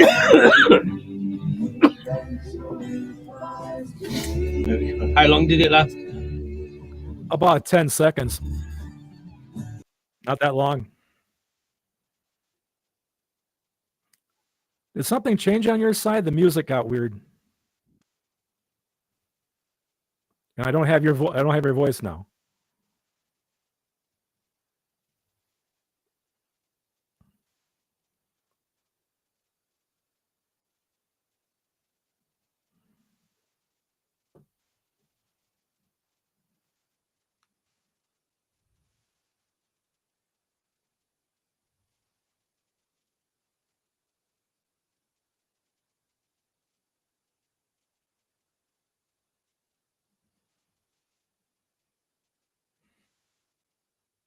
Reboot.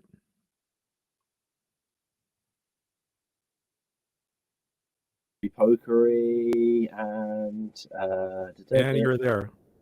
And am I still Here. You're there. Now I'm you're still. Happy days. Our audio thing is just has a few glitches here and there. I think it might be down to an interface issue, but we'll figure it out. Okay. We got it back. We all got to listen to the Traveller from the Third Bridge anyway. Correct. And that's the important thing. Yes, sir. That's why we're here. That's why we're here. We're here for your birthday, in fact. Oh, I just forgot about it. Oh, shoot. You forgot you were older again. Yeah. You had to go and remind me, huh? Oh, I'm sorry about that. What's it? Do you feel any different today? Did you wake up and were all of a sudden like sprightly and wanted to dance to the tango? Yeah. I just flung myself out of bed, and just danced. I danced a jig around the bedroom. And was it like the start of one of those Disney movies where like the princess jumps out of bed and the birds come? And like I open the window and the birds all come and do my housework for me in the laundry. Yeah, it was exactly like that. Shit, I You can't know? wait to get to your age. And then I started singing in this horrible falsetto, and yeah, that was it. Okay. So yeah, I just threw myself out of bed. It was fantastic. It's It's just a good. number. It's good to hear that we can all look forward to reaching the wizardly old age of Craig. I do want to let my hair get long and be like the whole Gandalf thing. Oh, I mean, yeah. I could be Gandalf, Craig the Gray or Craig the White, whatever the hell it would be. I think you're a white, I'm afraid, mate. Yeah, I know, man. I don't think you'd be a grey. I could see you with like a big long wizard beard, though. Yeah, I could see it. A little pointy cap, Yeah. Yeah, no, that's what's funny about it is that when you start thinking like age, you start putting like dates and times on how long you've been doing things. Like I realized this morning I've been playing guitar 63 years. Okay. You know, ridiculous because I'm not that good at it. you would think that by now I would have figured the damn thing out a little bit, but it's kind of, I guess I need another 63 years to figure out what I should really be doing with it. Maybe. I don't know. I mean, you say the same thing, but like let's get to the nerd side of things. I started playing Final Fantasy games when I was, when did it come out? Fucking 95, I think. Yep. Yeah. See, James has it. Craig the White. So I've been playing Final Fantasy since then. It's my hobby. It's what I do in my spare time. A good 20 years at least of dedicated Final Fantasy playing, gaming fandom. And even I will still occasionally have to switch back to easy mode to like a little section of a game. There's nothing wrong with easy mode. It's fine. What I miss is God mode. Why do they take God mode out of games? I used to love that. Full ammunition, full invulnerability, just go in there and waste everything. God mode was fantastic. I think it was okay until multiplayer gaming happened, and then you can't really God mode with everyone on God mode. Well, I don't like multiplayer gaming anyway because I'm an old crotchety guy. I don't want a bunch of damn young kids messing in my game and calling me an old fuck and everything else. I don't need that kind of I don't understand the kind of random multiplayer game. Now, I love playing with like Cat Online or something. I keep trying to get you to play Mario Kart with us. Yeah, I know. Or something anyway. Well, it's like collaboration. We should work on a song together. Well, okay, it's like pulling teeth to get me to do that. There was the Gravehopper track. I did that. But that was it. I think that was nice and easy for you because you were just provided with whole piece of music and gone make music over this bit of music. Yeah, please. all I had to do was just jam a solo over it. That was easy. That was great. But yeah. So anyway, what are we talking about? What was I saying? Oh, we were talking about not doing something for a long time and not being any good at it. Yeah. Well, that's where video games for me are different, right? I play them in very small bite-sized pieces because I enjoy them. I don't enjoy them long enough to get frustrated by them or I start getting mad at them. I'll just play something else. I'm not one of these completionists, where I got to finish a game or, get every single quest or every single, little nook and cranny. I'm not one of those guys. I just play for the joy of it. And then if I get tired of it, I do something else, Yeah, see, like James is talking, Space Marine 2. I played that for about 15 minutes till I got stuck, and then I got pissed off and shut it off. And see what he says about his son carrying him through. There used to be a game on the PlayStation 3 called Resistance. There was Resistance 1, 2, and 3 on PS3. My son Jacob, I used to play with him together, co-op player. He carried me through that whole damn game. We finished Resistance 1 because he pretty much dragged me with him, because I was too old. But yeah, I get that, James, for sure. So yeah, I do like. Well, I'm completionist to a point. I like when I get a game, especially like the more open world stuff that's been coming out now, the Final Fantasies. I love the Pokemon games. You know what? They were really badly made. Pokemon Scarlet and Violet. They so badly made. The amount of times where you're walking around, you walk past a house, and all of a sudden you're seeing through it and stuff. Like the graphics were for Pokemon Scarlet were horrific, so bad. Yeah. But I played it and I got through the story, and then doing all the little bits like.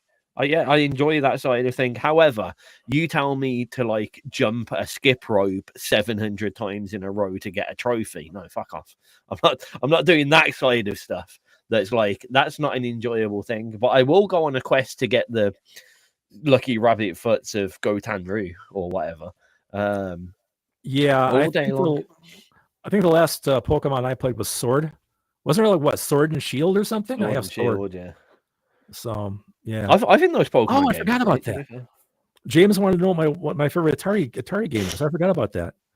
Oh man, James, I'm gonna go with Missile Command or River Raid. Probably, I would go with the old Activision game. So, yep. Oh, I just got handed something here from my wife. I should talk about this. Thank you, Connie. Okay. She said, you should tell them about Jacqueline's Christmas gift to you. Jacqueline is my son Jacob's fiance, and she is just wonderful. I love her to death. And for Christmas, she gave me 3 $10 PlayStation Store cards. And what she did was she's giving them to me one at a time on the condition that I need to finish a game. Every time I finish a game, I get another $10 gift card. So if I don't finish anything and they just sit on my shelves, I'm never going to get the rest of all those gift cards. So I've gotten 2 because I actually finished 2 games, but there's still one $10 gift card she hasn't given me yet. So, but see, I did kind of cheat though. I played a bunch of old like arcade beat 'em ups till I beat to the end, like Final Fight, stuff, Streets of Rage. That's what I played, because you can put all kinds of continues on those, right? So that's how I got through. And got those gift cards from her, but there's still one left. So I got to finish another game yet. Then I get my last PlayStation card. So that's that story. Is no one going to talk about Adventure? Adventure on 2600? Yeah. It was great. Your guy was a little block and you carried a little pointer for a sword. It was great. That was the best Atari game. I'm sorry. At the time, that was groundbreaking. There was nothing like that. It was really amazing. Yes, I agree. Yep. And the fact that you could just go backwards from level 1 and complete the whole game. Yep. Yeah. Oh, for sure. I'll never forget when they figured out how to put Pac-Man on the 2600. It was so funny. It was such a strain on the processor. The ghosts were flickering so bad trying to draw them, but you could play it. It was slow, but you could play Pac-Man, which was amazing considering the hardware, Man, it's so funny. It's so funny just to imagine, considering that playing Pac-Man on a system like that was an amazing feat. No, I think the biggest thing was if you guys remember the ColecoVision when that came out. The thing about that was at the time it had an arcade perfect Donkey Kong, and for a home system to emulate to emulate an arcade game perfectly at home. It was amazing. People lost their minds, but that was the big push on the Coleco. I remember very well. Donkey Kong, man, those were the days. Those were the days. Those were the days. Anyway, it's your turn, right? Oh, is it? Oh, fuck. He's so happy about it. Oh, what's on my list? I guess we're getting into more of my more modern side of production. Something a little bit more recent. Let's go for something that happened as a mistake, actually. Bassy pianos.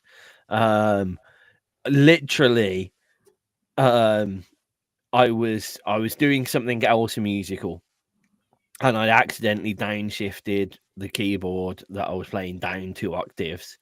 And I can't play the riff again. I can't figure out the notes for some reason. I've tried to play it back to myself and I just can't. That that low piano riff in this was a pure Yeah. accident. I literally just got to a keyboard and just went da da da da da da da da da da da da da, just random keys, and it ended up being this somehow. I would also say that this is probably one of the best pieces. It's very badly what am I trying to say? Very badly performed, very badly executed is the word, but Yeah. probably the best lyrics that I've ever written. Probably, Cool. maybe. Bassy Pianos. This is a just a little short one for you. Okay.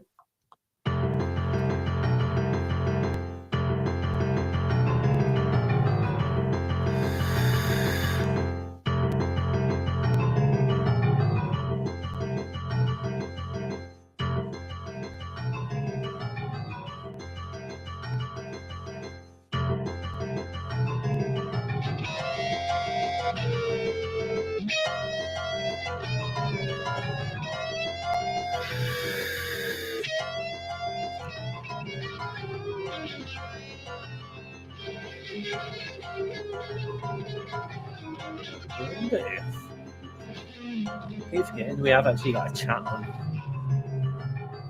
What? It's like a live thing that's meant to pick all the comments from all the social networks. But I think it's all gone because I had to refresh. Oh, yeah. Corruption's eruption, cause it's the friction keeps them in traction. Holding the facts and cats dodging taxes, but right round in taxes, they're not paying to. A crowd full of petrol, two droppers, that stuff makes a crowd full of dead, so their mind is up. A crowd full of dead fuels makes atmosphere hot. Cloud full of dead fuels makes atmosphere hot. Cloud full of dead fumes and then we'll inhale that. Cloud full of dead fumes and then we will fail. Cloud full of dead fumes makes atmosphere hot. Cloud full of dead On fumes makes Facebook, atmosphere hot. it's trying to capture us. It's trying to do subtitles for us. And what is coming up for this song is quite amusing. No oxygen room makes Oh, funny. Cloud full of dead fumes. Cloud full of dead fumes and then we'll inhale that. Cloud full of dead fumes. Cloud full of dead fumes and then we will fail. Cloud full of dead fumes. That was amusing. That's great.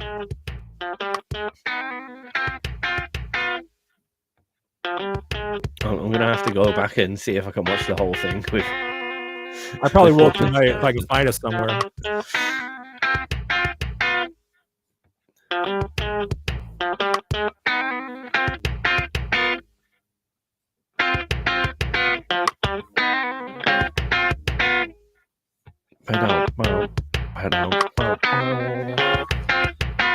I love how dry it is. Oh yeah, I mean, it was never finished really. There's a whole extra keyboard bit at the end that you hear the first two notes of, and I forgot to cut off. And that's it. Ended. Yeah, we didn't finish that song. Dun, dun, dun, dun. Yeah, there was a whole additional section to it, and I bounced off the first bit just to see what people thought of it. And then people thought it was good, so I obviously thought it was terrible, so I didn't finish it. And that's the only version that exists. I don't even know if I still have the files for the end of that song. Wow. Isn't that something? I mean, isn't it something to have, you know, a piece of music like that, and you don't have the original file? That's scary to me. I mean, I back up everything and everything. I have so many tracks that the original files are lost, or they're in a format, so they're using a studio that either doesn't exist anymore, or the files and that are old that I can't convert them to the new studio format. I mean, we're talking like I was using Logic Pro 7 Platinum and Cubase 2, I think, at the time. Like these are old tracks. Wow. Even if I found the hard drive that they are on and found the track, I don't think I would be able to pull out any of the files. Yeah. Because back then I was really stupid. I never bounced any of my MIDI or VST tracks off as audio. So once you lose that plugin or that software, you'll never. You've only got your MIDI input data. Wow. It's annoying, yeah. Yeah, I hear there you that. go. Yeah, Well, cool song though. yeah, it's one of the best lyrics I think I've ever written, to be honest. Yeah, it's good. I It's think great stuff. quite prophetic, or is it It is. pathetic? I don't know. Well, whatever. You know, tomato. You know. potato. Oh, we're actually in extra time now, Craig. Officially. Well, I'm amazed everybody stayed with us this long. You poor people. I know. But how do you feel? How do you feel doing an extra 7 minutes so far of the show? You're older. You're a whole year older, and you've had to do 7 minutes longer work for your week. Keep an eye on the level in this bottle. When this gets empty, Craig has to go. There's still stuff in here, so we're good to go. How are we going? Right. Okay. It's like, you know, when the sand gets to the bottom of the hourglass, you know, you're done. Same thing. That's how this works. 100%. We are not sponsored by Pepsi, but if you want to give us some money, Pepsi, please do so. Be happy love it. SE microphones, you're going to be in all of our videos, so come and you may as well give us some money. All these guitar manufacturers behind me, plus the keyboards. Yeah, you're welcome to sponsor us. Yeah, you know, we're just going to be showing all your stuff to all the listener that we have. All the listener that we have. Yeah, exactly. Oh man, your first DAW was Cubase Fiat. Man, my first thing was a thing on the Apple II. I can't remember what the hell it was even called. I'll have to think about that for once. Well, no, if we're all being honest, anyone of my generation at least, the first DAW that they probably ever used was Music Creator 2000 on the PlayStation. I remember that. I would hasten. Yeah, or either that or Dance EJ. If anyone didn't start off using those on a school computer or your mate's PlayStation or something, if you didn't have them yourself, that is probably the first DAW that you've ever touched. The first music software I'd ever used was fucking Sibelius. Oh wow, wasn't that notation software? Yeah, it was. Yeah, you could write music by notation, and I wrote quite a bit using it. I was about 12 to 15 years old, and we had a computer room up in the music department that had 8 computers, and it ran that Dance EJ and it wasn't even Cubase. It wasn't even Audacity. Some real low level freeware audio recording program that was basically the same as using. Do you remember Sound Recorder that was just on Windows computers? Yeah, sure. It was basically that with 3 tracks on it. Oh wow. Yeah, it was bad. There was no bar level, so you just it was just overlaying recording over itself in time. You couldn't see what bar you're on or anything. You could layer 3 recordings on top of each other. That's what you could do. Right. And apparently there was a button that said compressor, and it just went on or off. No settings or anything is on. Right? No. Great. There was compressor, and there was something else that you could just tell reverb that was just on or off as well. Crazy. Whole times. So this is what you do on birthdays, isn't it? Reminisce about stupid shit. I have been doing that all day, actually. Strangely enough, it's kind of funny. I don't know if I mentioned this or not earlier. I might have. Maybe I talked to you before the show. I had a fella that I went to high school with call me out of the blue today to wish me happy birthday, and I haven't spoken to him. I haven't spoken to him since the 70s. About 75. And he just decided to give me a call. It was the best start of a conversation ever. So what you been doing the last 50 years, man? And I'm like, how do I explain Icebox Studios and XRP radio and what I do right now in a 10-minute phone call? So I said, look, man, I got your number. I'll call you. We'll get together. Come on over to my house. I'll show you the studio and stuff. And I used to jam with him. He was a drummer, and he was the guy that got me into Yes. He was a big prog guy. So that was what he was into. So you should have just been tuning in tonight, and you get to know everything. I did tell. I gave him the website address. So I said, hey man, pop in. But I don't see him. So maybe he's listening for all I know. If he is listening, hi Jeff. Good to see you. Hi Jeff. Hi Jeff. Yeah, about the next song I'm gonna pick. I'm gonna throw you a curveball. Okay. I'm gonna go off my list. Off your list. Wait a sec. This guy was all week has been going. Have you thought about what tracks you played? What tracks you got your list together? Yeah. I've got my list together, and now after all of that, you're going off the list. Well, if we're gonna go, actually, we want to try to go chronological. Probably this is the first song that I ever recorded myself, where I played all the instruments, blah blah blah. Okay. My first actual solo thing, and it was one of those songs where I put it on a cassette. And I brought it to everybody I know. I brought it to work. I stuck it in people's boom boxes. I'm like, listen to this. Listen to this. This is so cool. I just wrote this myself. And I was, because back then the technology was new. We never had nothing like one guy couldn't be a band. I mean, who thought of something like that? But it's a song called Sunrise. But you guys have it in the database as S-U-N Rise. When I wrote it, it was actually S-O-N Rise, because I was in a big God phase back then. I was very religious at the time. So it was Sunrise, like the Son of Man. That was the title. But since then, I've switched it over to S-O-S-U-N Rise. But it's all, you should have in the database, I would think. I shouldn't I? Yeah. Either S-U-N or S-O-N. Hi, Connie. Really, the 70s? Oh, she's here to correct my dates again, guys. Oh, I've got it. Okay. Yeah, so did you find it? What did you get wrong this time? I didn't know Jeff in the 70s. I don't know when did I know him? I didn't know you in the 70s. Yeah, I'm talking high school though. Did you know anyone? I did. Oh, but I saw him in the 80s last time. I saw him in the 90s. Our godchild was born in the 90s. Oh, okay. Our godchild. I saw him in the 80s and 90s. Okay. Sorry. That was back in my drug years. I was. Thank you, honey. I'm stupid. Hey, guys, I'm stupid. Sorry. It's okay. It's all right. Tiz, did you find this song? Do I exist on it? I found the song. Do you need me to rescue you from? No, that's all. I think I'm safe now. Go ahead and fire it up. Here we go. This is Sunrise with a U. Yeah, just me. It's got a U in it, and it's just you. Yep. There's a drum loop for you.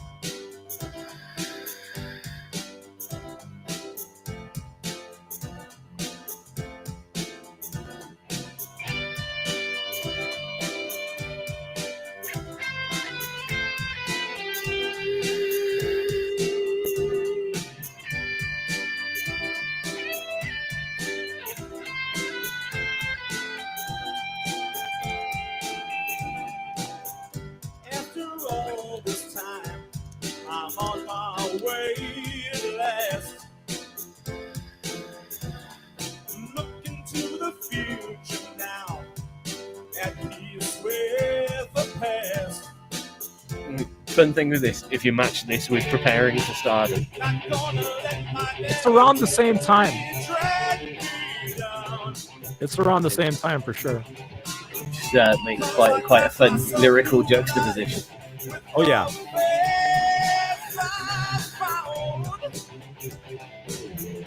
Nice funky little guitar riff. It is cool, yeah.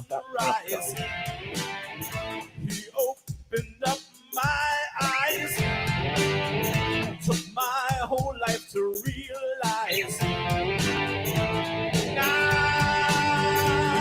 it's God's time.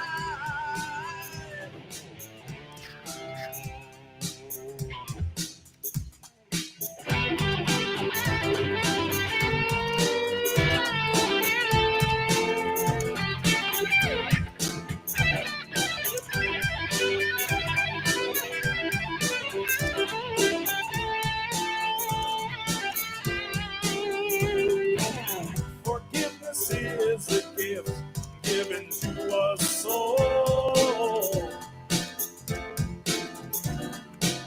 Receive it if you will, or chance the fall. It's so funny. The drums never change.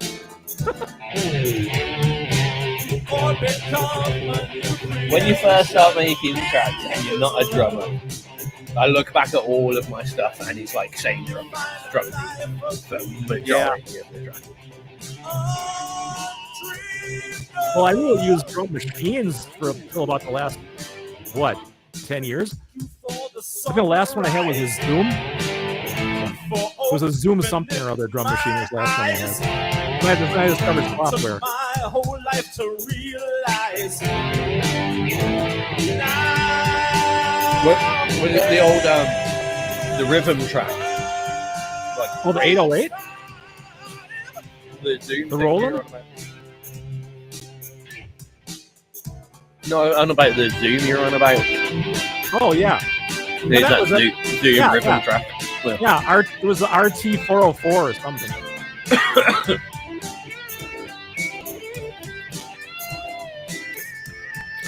Well, let's see, if we're going to stop at the bottom of the hour, I've really got to think about what to play. Are you running out? Oh, I can go another hour, but that's, you don't want to have to get up in the morning. Just stop whenever it feels right.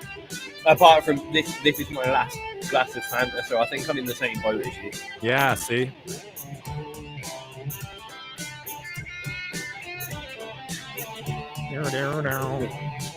So anyway, to go just with that. So we'll have to finish when this goes. Oh. Just slam it.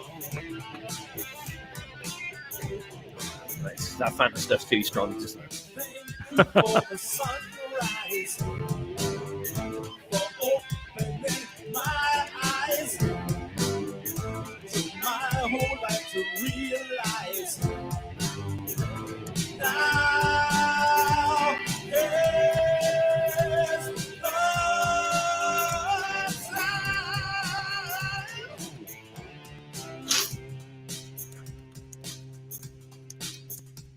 And a fade out. Fading out. We'll be fading out not too long time. We haven't got a definite finish. We said we were going to at least go till 12:30. That's UK time, which is 5:30 over there. 7 for me. 7:30 already. Bloody hell. Yeah. I'm at 7:19 right now. We're keeping him out of his Jimmy Jams. Nah, I just be upstairs watching YouTube with Connie and probably falling asleep on the couch, but that's cool. I mean, see, you said that almost as if it was negative, like, oh, I'd just be doing that. That sounds wonderful to me right now. That is called retirement, my friend. It's a wonderful place to be in your life, you know. But yeah, I'm just trying to figure out, you know, because I did such a good job with this list. Where is it? There it is.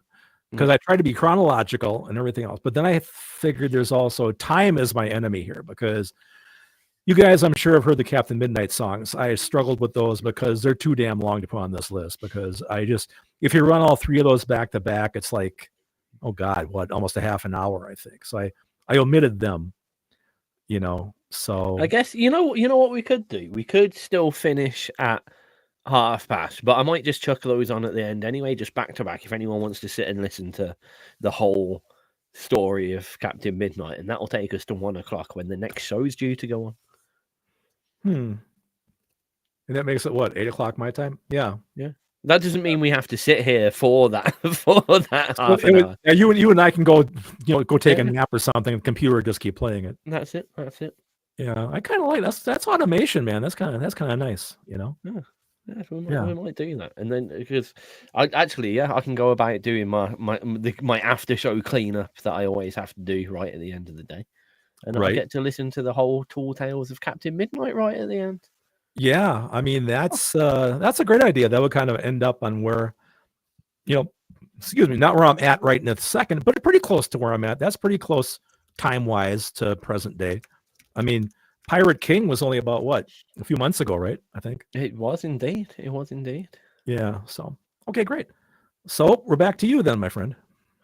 Oh, God damn it.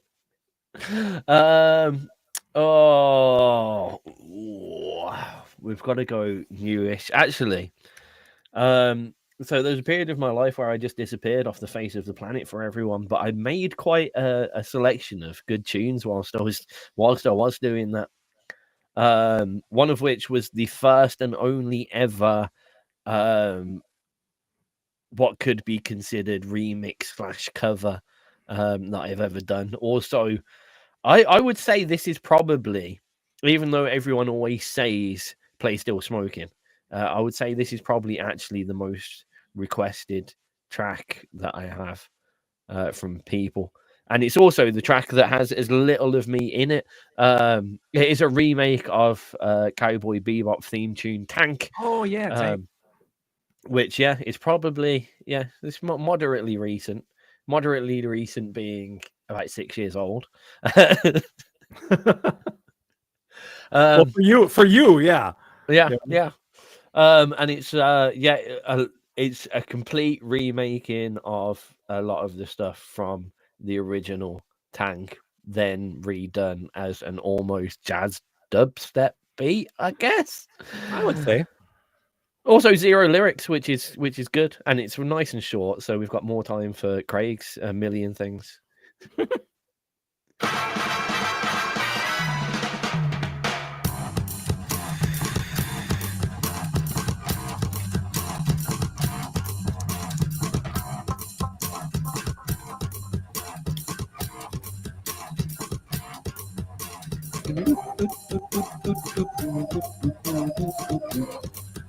I love cheeky jazz organ. Yeah, it really is too. For me, it's all about that sax riff.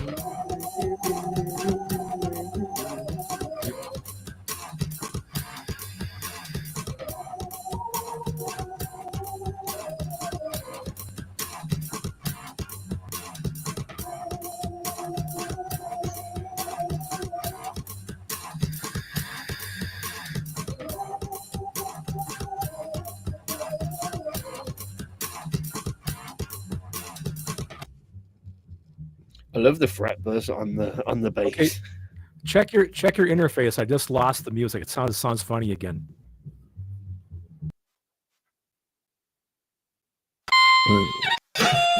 Should be good. Yeah, for a second there, it went muffly. Oh, the bass in the track does go very muffly right then. Oh, okay. Very sub muffly. Gotcha. All the drums drop off. That's awesome. Yeah. Okay.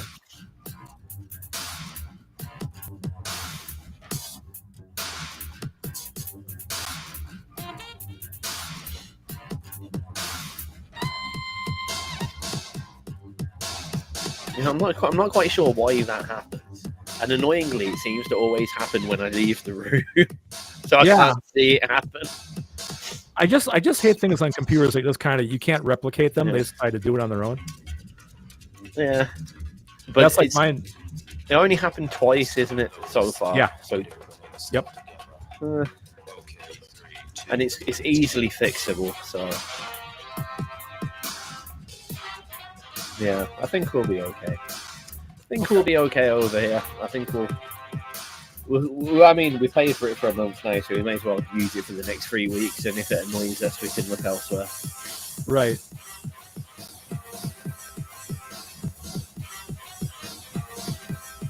I quite like it, though. It looks really good. It looks way better than StreamYard. I think so, too, yeah.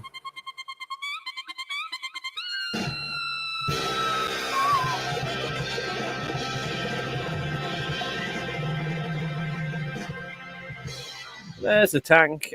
See you later, James, if you've already gone, and if you haven't already gone, hurry up. Can you get lost? Quick enough. Hit the road, James.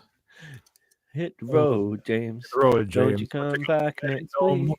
More. We had to, didn't we?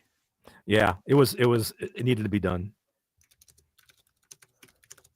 Sorry, I'm trying to find something very quickly for the end. That's fine. I just found you on Amazon Music.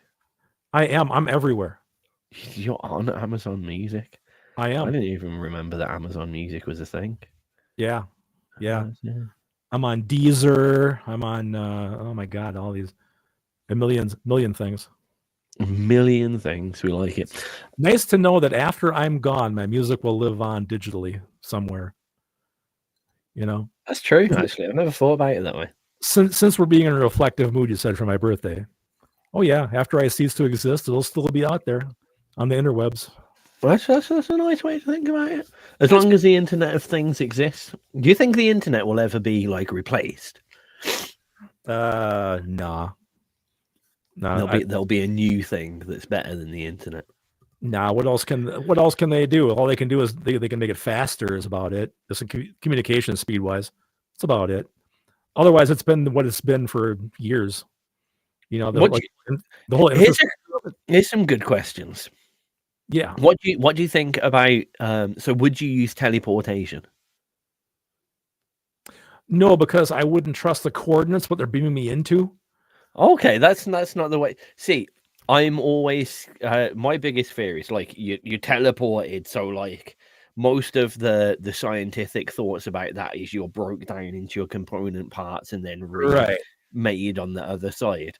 Right. So like surely you die, like that's like being a clone. Your life would end and then a new life would begin with all the same memories and stuff. It would be you in effect, but that brain line of the first person before has terminated and doesn't restart over there.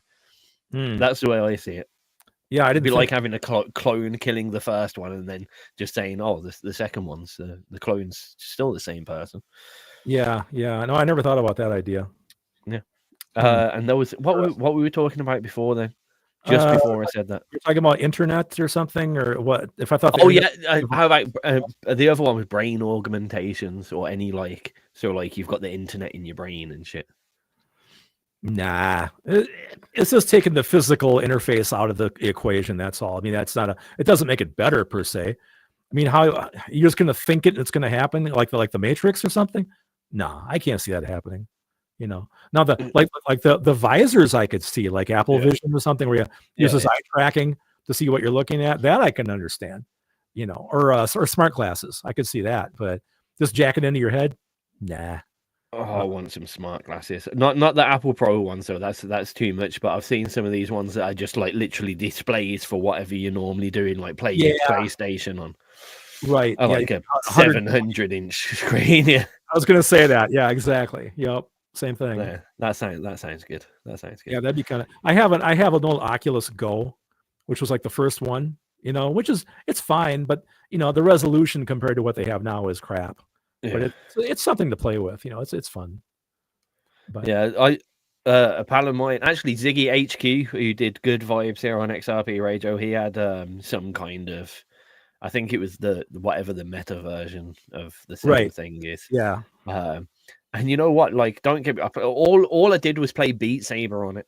That one where you've got to you got the blocks and whatever coming at you. Yeah, right. Yeah. And you know what? Don't get me wrong. It was good fun. It was quite responsive. The audio was insanely good, which surprised me more than anything. Like it was really like loud, pumping, good audio. But I felt sick as fuck. I was so disorientated. I felt like I just permanently felt like I was going to fall over. Yeah, some people can't handle the motion sickness part of it. Oh yeah. And I get travel sick at the best of times, and the worst of times, and all of the times. Yeah, we've probably got one each now, haven't we? Because they're really playing the Captain Midnight thing, and it is already half past. Yeah, and it is your turn. Okay, I would be remiss if I did not acknowledge probably what I consider my what's the word I want? My masterpiece, my epic, my knee plus ultra, if you will, which of course is the Terror of Cluckzilla. Possibly the reason that he will die earlier. yeah, probably. I'm choosing the title track, the Terror of Cluckzilla, the song itself. I don't know if some folks in the chat box that are newer friends of ours, like Wrecker, if knows the story of this album, but it's essentially, I'll try to give you the encapsulated version really quickly. It's a takeoff of old Japanese monster movies where a chicken has been mutated into this 400-foot tall laser spewing monster that destroys Japan. And it's an album out I have by the same name called The Terror of Cluckzilla, which is available everywhere, like everything else I've got. But this is the title track, and it kind of sums it up in a nutshell, I think. So there you go.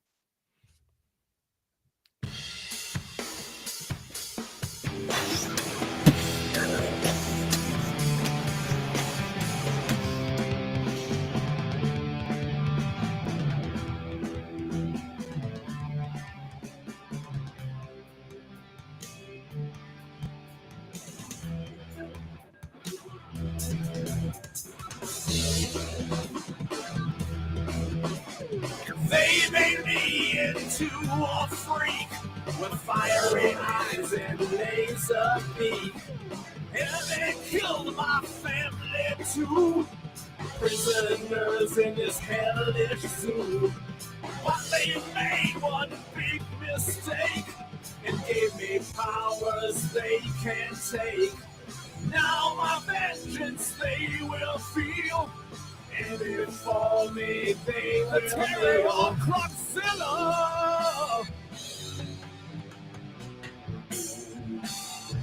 The terror of Clockzilla.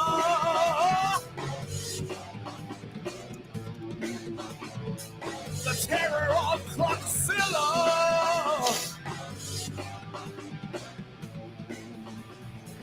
The terror of Clockzilla. Those drums are ridiculous. Yeah.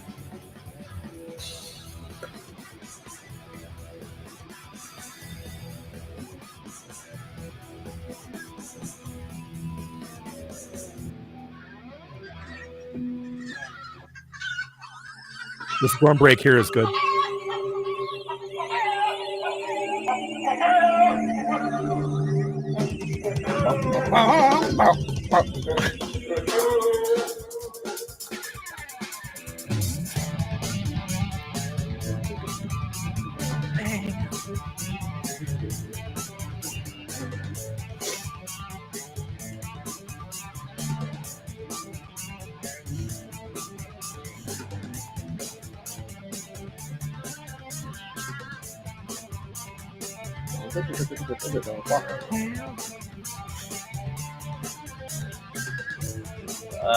I love that end lines of guitar phrases can almost be lyrics.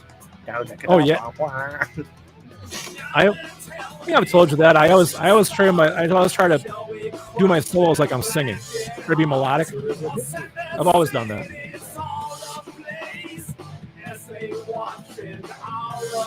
A little bit of Nazareth? No, I didn't think of that.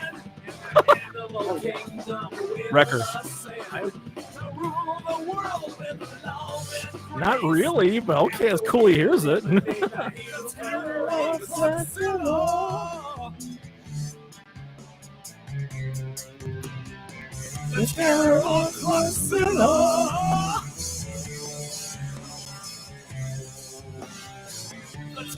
He definitely went for big drums. Oh yeah. You can hear the non-existent drummer slamming them. He is great, that drummer. It's fantastic. He is fantastic. I can't afford him.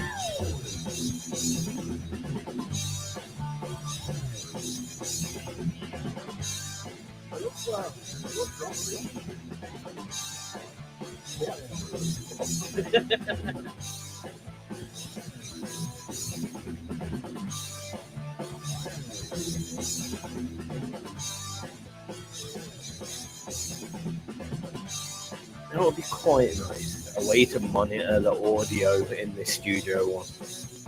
Yeah.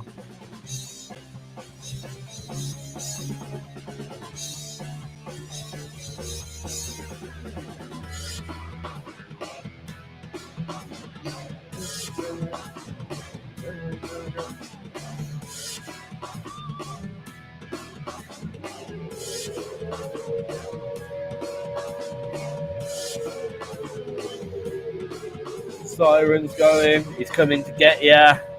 Yep. Large chicken.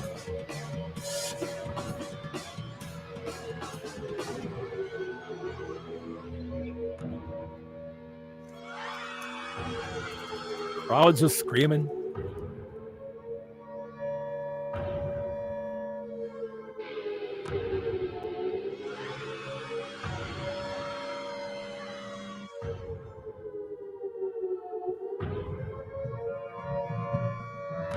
Cue the cheesy movie music.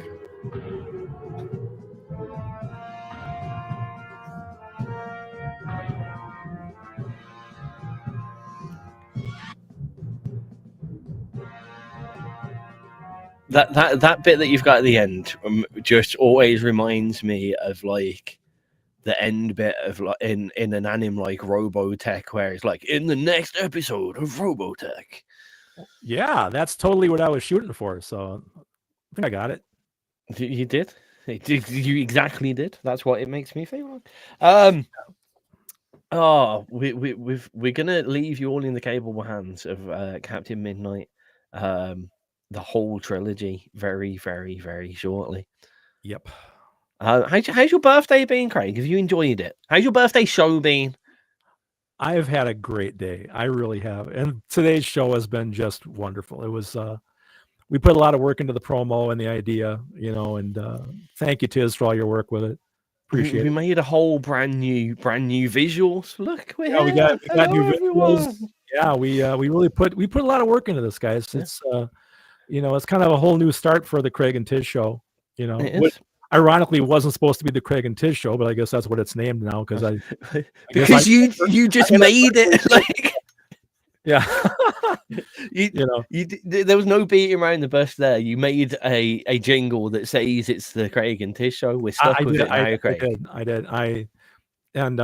Thanks so much for the response to it. It's been cool. I always tell Tiz, what happens when we run out of things to talk about, because it was supposed to be about, musicians, writing and producing and recording and promotion and, and it's always like, well, we'll talk about gaming or we'll talk about anime or we'll talk about movies. So we always branch off into all these other geeky things that we enjoy, so seems like other people seem to enjoy that as well. So the show has been a real blast for me. I'm really, in some ways, people tend to talk more when we talk. I mean, we started talking about Ataris there and everyone jumps in. People seem to like us when we're not talking about music. Well, maybe they think, well, damn it, unfortunately. XRP is playing music 24 hours a day. And I got 2 hours. I don't want to listen to it.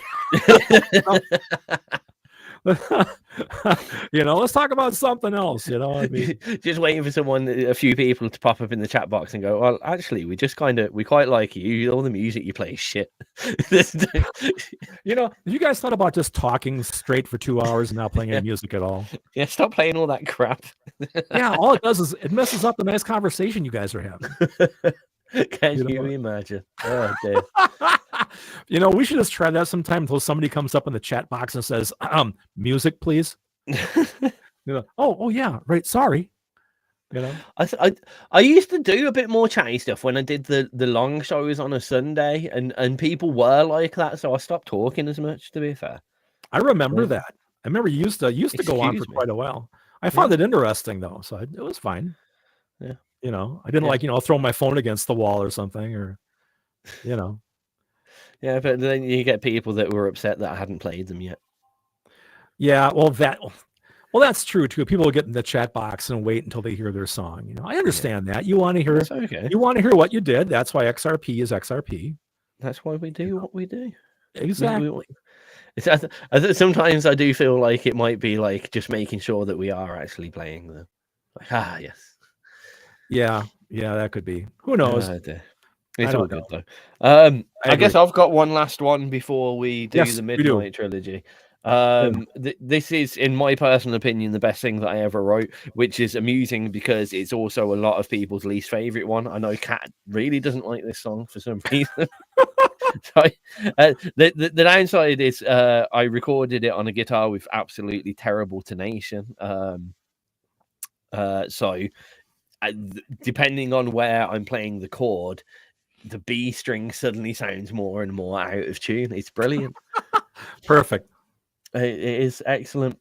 This is Hold Me Tight But I Let Go. It's by me. I don't think I'm going to hang around after this. I think we are going to say goodbye because I don't need to talk about this track. Straight after this, you're going to have, unless did you want to introduce the trilogy? No, we'll speak. Oh, do you want to go to bed? I don't know. No, I've got another 5 hours to go before I go to bed, man. I'm okay, sweet. Yeah, okay, we'll play this and then we'll introduce the trilogy and then we'll say goodbye. There we go. That sounds like a plan. Fantastic.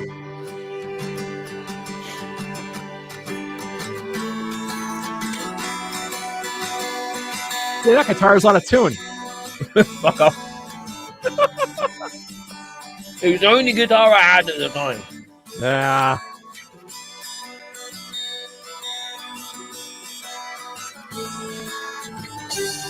It was the one option. Yeah.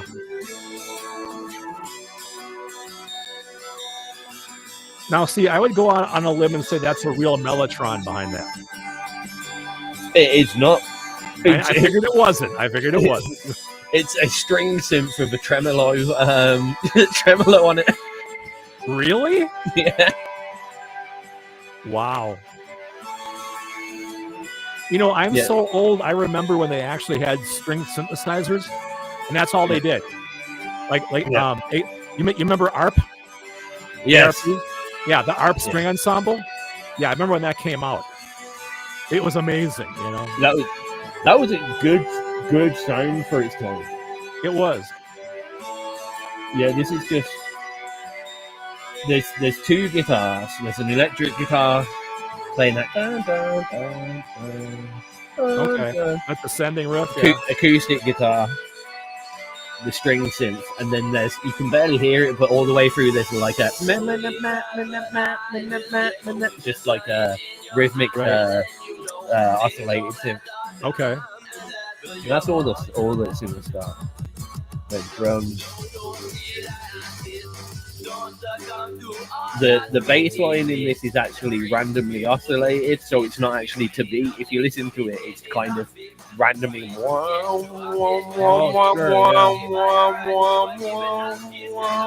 and it's just constantly changing the rhythm that it's in.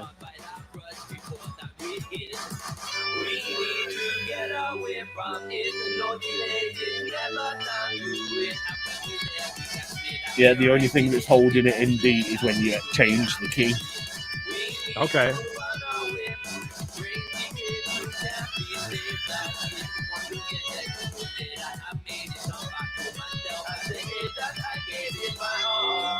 This is as far as my lead guitar skills get.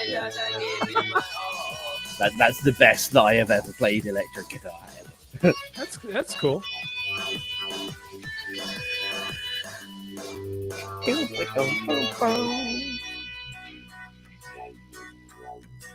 Wow, wow, wow, wow. Now you can really hear that it's got no rhythm to it.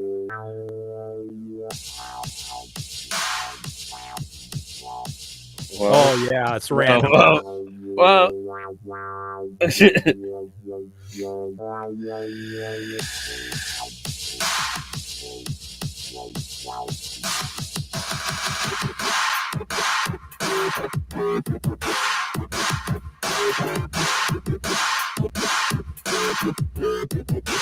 That's a baking tray snare. Oh, okay. Stick in a baking tray. You want a proper thin metal. I love your percussion. It's just anytime that I'm making tunes, I always feel like I've heard that snare before. I've heard that drum, that kick before. Yeah, I get that. Nobody can ever say that with my snares ever. Kick sometimes, most other stuff, but when it comes to snares, I need to have my own snare. Right.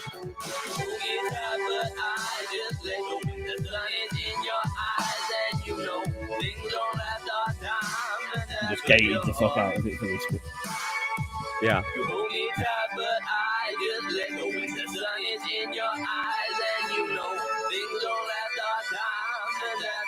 I get what you were saying about doing the multi-layer harmony, so I remember trying to get that bit done. Yeah, they're up there.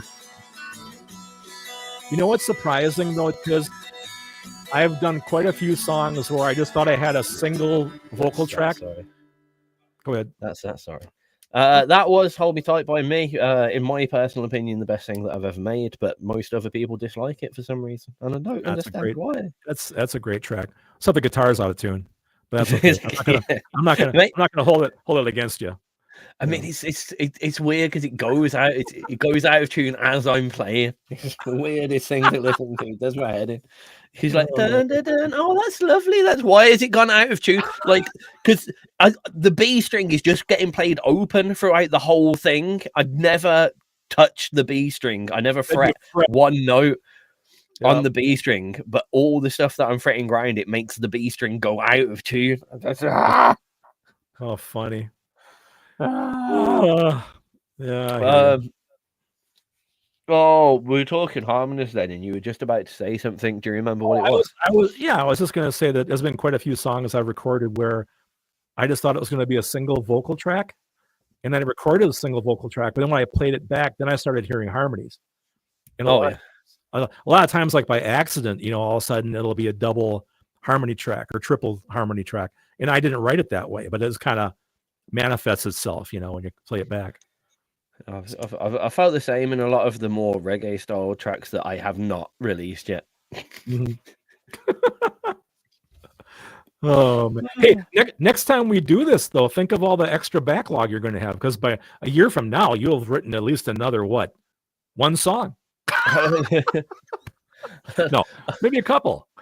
I'll have written at least I'll have half finished at least 20 things that could go onto a hard drive and never see the light of day again. Yeah, well, no, you think of it this way: you have a year to prepare for next year's show. Okay, I'll make this commitment. Next year's birthday show, I will have written and released a new track. One in a year. Yeah. Oh, come on, man! You can do better than that. No. You get what? No, I can't. You get what? You're in the past year, how many tracks have I released? 0. In the past 2 years, how many have I released? 0. In the past, I haven't released anything since I've been here, actually. So at least 3.5 years. As long as you've been sitting in the Jedi Temple there. Yes, yeah. Exactly. Yeah. Well, there's so much to do here. Teach the Padwans. Make sure Yoda's fed. It's rough. Hey, do me a favor. Next week when we do the show, if you're going to use that backdrop, can you wear like a Jedi robe? That'd be really cool. I have the perfect robe. Do it. That'd be fantastic. I think I might. Yeah, I think I might. I just thought with the first new visual stream of this new instance of XRP, I should be wearing, I should be branded so everyone knows. Yeah, that's a good idea. I should not that it's like everywhere on the screen. Well, you can't. It's fine. It's called shameless self promotion. That's fine. It is. That's okay. It is. In fact, I'm looking at our screen now, and like XRP Radio, the website, Craig and Tiz, almost for birthday bread. Tiz, it was the last track played. All that name over and over again in the chat box. This is so self-indulgent. It's wonderful. I wonder what station I'm listening to or watching. I know I was going to wear my Icebox Studio shirt today, and I did. But you really can't see what I'm wearing anyway, so that's fair enough, I suppose. Maybe next Wednesday I will. No, you do got to go for the top-down camera angle. I do. It's way up above my head on top of a shelf over my monitor, actually. So. But how else will you see all the cool stuff in the background? Well, that's true too. You guys got to see all my guitars back there and stuff. So. I think in future we're gonna have to. I am here, Tiz. I am here. Yeah, he are there. I am there. Are here. Yeah. Well, look at the cool stuff behind me. I got my Godzilla up there. See my finger? That's my Godzilla up there. And down here is a picture of me and my two buddies from the Express Band. And over in the other corner is a picture of me and Scott being the third bridge back there. That's me and Scott. So there's all kinds of fun stuff in the studio. So there you go. Yeah, and all I've got is a facsimile of the Death Star. Exactly. That's no moon. I know. So it's definitely no more a moon. It's indoors. Exactly. So there you go. Is that a whale? Oh, is the ship want to know if you have guitars hanging about or just me? Probably you, eh? I have a guitar. I've got a guitar here. This is the only one that's in this room. It's a ghost guitar. Yeah, it kind of disappears. He does have a cat, though. Sorry. This is a problem with me in instruments I shouldn't pick. It happens. It happens. It's the end of the show, which means we are going to leave you in the capable hands. We did almost do the full 3 hours. I was not expecting that. I know. You had too much fun. I did have too much fun. We're gonna leave you in the capable hands of the entire Captain Midnight trilogy. Star of the Sea is the first one, isn't it? Yes. Good. Yes. Good. I get this 2 C's mixed up. The Pirate King's easy because there's no C in it, but then there's C's in the other two. Yeah, I know. Sorry about that. Okay. It is what it is. It's been a pleasure to entertain you all for the evening.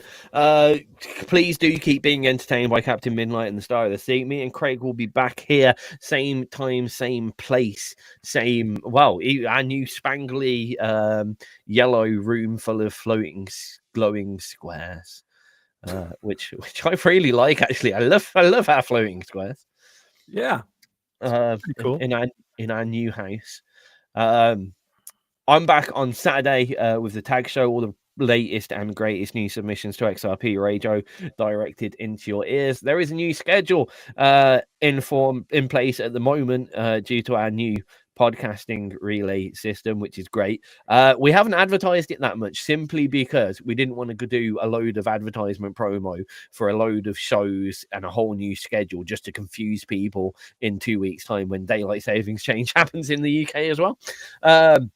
But keep your eye out. It is a little bit different to what we were doing. There's a few new shows in there as well. We got Indie Rage Radio with and we just kind of I'm testing it out and seeing how things sit for a couple of weeks, which is good. This daylight savings times gives me a chance to test out the system, make sure it's all working before we release the brand new schedule properly in 2 weeks. Unfortunately, with XRP Radio, we're not like the BBC. We don't have a whole team of people to work this out for us, so it happens as it goes on. Yep. Now, Craig, it's for you to say whatever your final birthday wishes are, and tell us. Introduce the trilogy.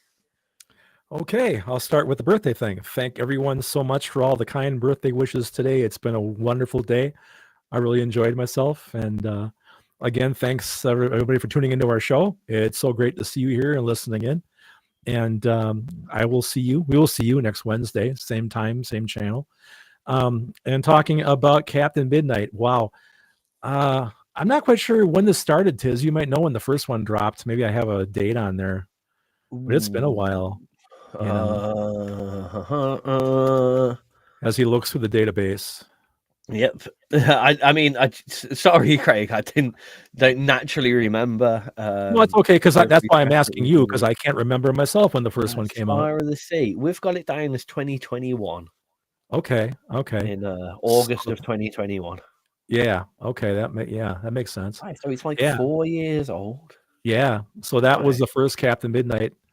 And again, it wasn't still younger than the latest track that I've released. Yeah, it wasn't like everything else I do. It wasn't supposed to be a trilogy. It was supposed to be one standalone song that's told a story about a pirate that wanted immortality, and he went searching for the Star of the Sea to grant him immortality. And then all of a sudden, it turned into 2 more songs. So the whole ththing is like a 25-minute extravaganza, give or take. It's longer than 32 minutes. Is it really? Yeah, 7 minutes 20, 10 minutes 56, and 14 minutes 30 just to finish it all off. Yeah. Okay. So this is Craig in classic epic Craig mode, where I get into let's just write a story, and that's what this is. So there you go. Anyway, that's about all I have to say. Awesome. See you later, everybody. Have a wonderful rest of your Captain Midnight.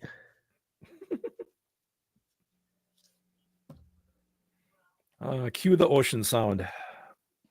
And what I have done is come on, do the thing that I want you to do.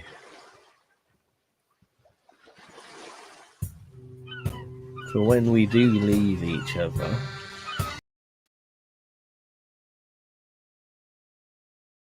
that didn't upscale very well, but there you go.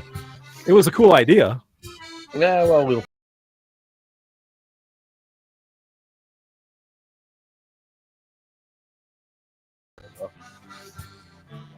Oh, well. So this is going to keep broadcasting the stream until the song's over? That's it.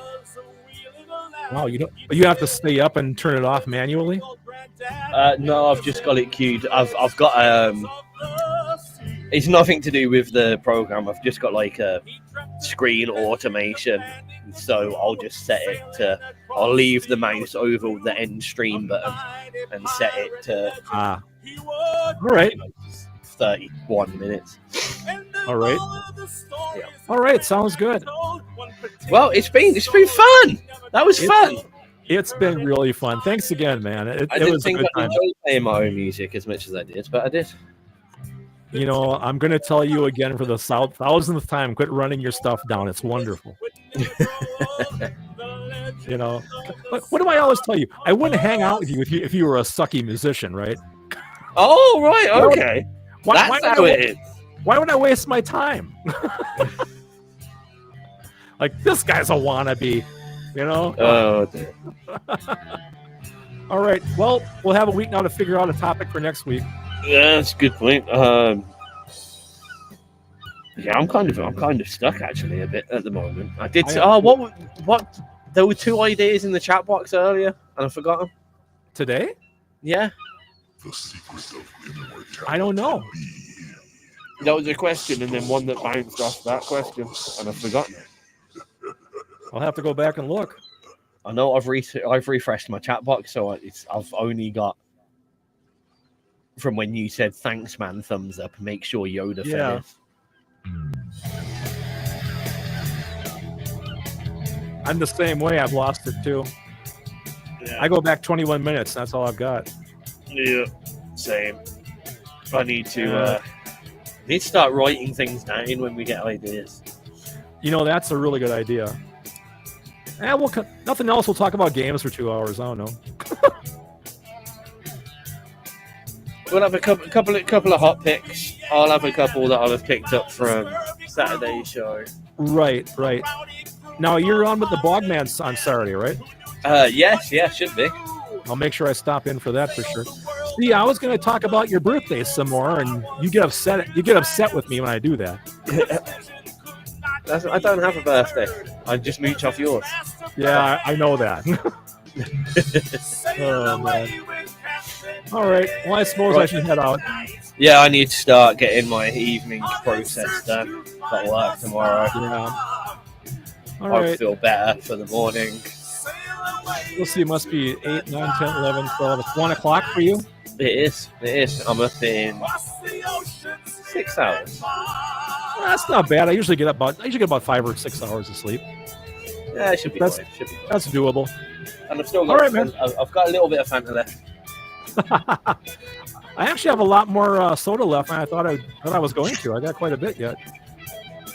Oh, that's fine. I'll put it back in the fridge for later. Obviously, didn't get you speaking enough. Didn't get your mouth dry enough. No, I didn't. Well, to be fair, we played a lot more music today than we usually do. We did actually, yeah. But I quite liked it actually. It was nice to. It kind of made the show feel like it had a faster flow to it. I think I think so too. You know, that's the thing. We can always turn this like into tag junior, you know, and do more songs and more reviews. But I kind of think that's your thing on Saturday. Well, I mean, we could do it so it's like Saturdays, just because of the pure volume. It's all very quick reviews, whereas we could kind of deep dive into it a bit. And yeah, maybe with this video thing, with like people will actually see us talking over the track and go, "Oh, that's a good bit." Yeah. Right, yeah. Well, now we've got this video stream, we can try a few different things. I mean, we could even start looking at music videos, and we can put the music video on the screen, and we could watch it along with playing it. So. We probably should try to get Wrecker on now, though. Now we have the capability. Already spoken to him about it. I said it all depended on the success of this show, but we'll either do next Wednesday or the Wednesday after. So, Perfect. So his game for it. He doesn't know about the other lads. It depends what Wednesday we pick. But yeah, he said definitely all good to go. Yeah. So what I'm probably going to say is, if we do not next Wednesday, but the Wednesday after, we can put a bit more promotion behind it and get people excited. And the first Reagan Tiz interview in 2 weeks' time. Yeah, that could be really interesting, I think. I think we'd have a lot of really good questions for people. Yeah. I think we just need to plan how, because sometimes it's quite awkward when it'll be good if there's a few of them, if you can get some of the other lads, but when it's two hosts on one guest, it can be a bit awkward. Yeah, I learned a lot by watching Bill's videos. You know, like the last one he did, he had like 5 band members on, Yeah. but like one person did all the talking. Yeah. Well, that's silly. I mean, it's supposed to be a conversation, not just one, because the rest of them don't know what to say. You know, that's no good. Yeah, trying to make sure that everyone's included and stuff. Right. So, well, we can think about it, come up with some questions and how we throw them at him and stuff. that's a good idea.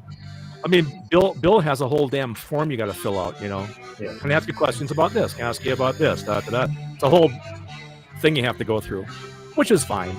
Then he asks you stuff like, "What's your favorite pizza after a gig?"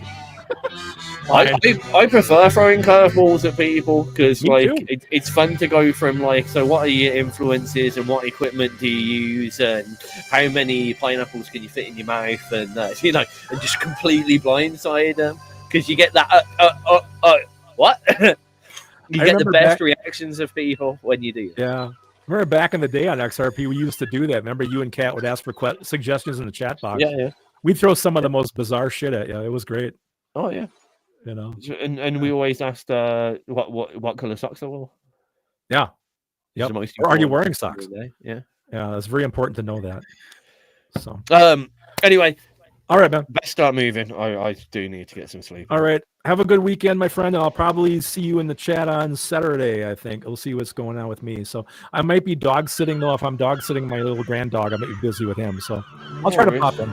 We'll see. You can just listen. You don't have to chat. I know. I just like saying hi to you and your dad. So he'll be here. All right, I'm gonna click the leave studio button, and we'll see if my studio blows up, or we'll see what happens. Catch you later. All right, man. See ya. Bye-bye. Bye. Now for the rest of Captain Midnight. See you later, everybody. It's been an absolute pleasure.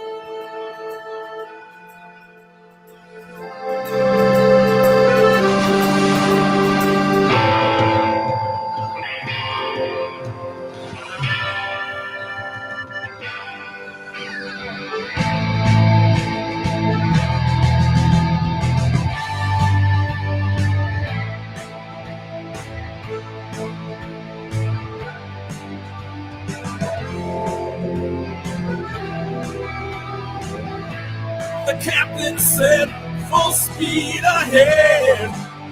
Retrieve the star or we're dead. Who doesn't want to live forever? The crew obeyed, the decision was made. And one last bell rang. But what happened next, I don't remember.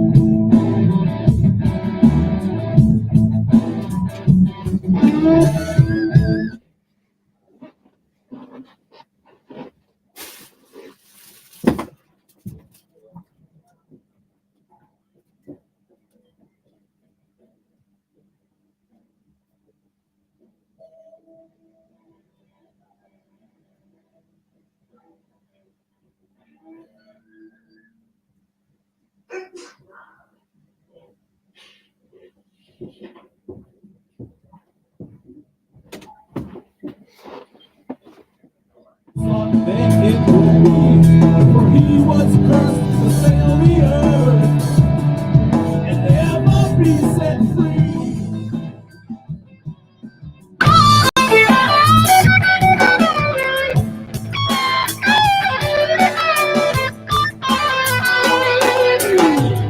Say a prayer for Captain Midnight, somewhere out there on the sea, living in eternal twilight, never knowing final peace.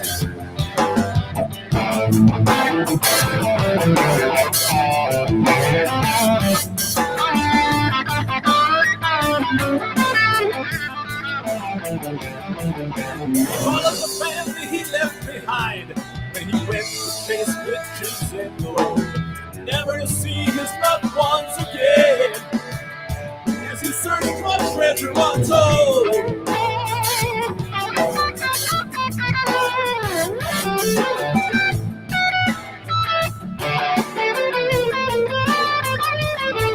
His wife and his children have passed away, and year after year he does remain a victim indeed of his ego and greed, wrapped in eternal chains.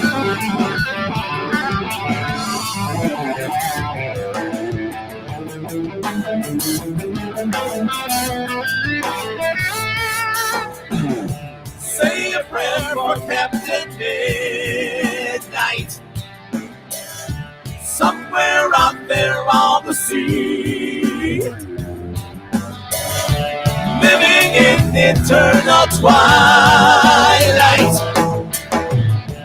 never knowing final peace.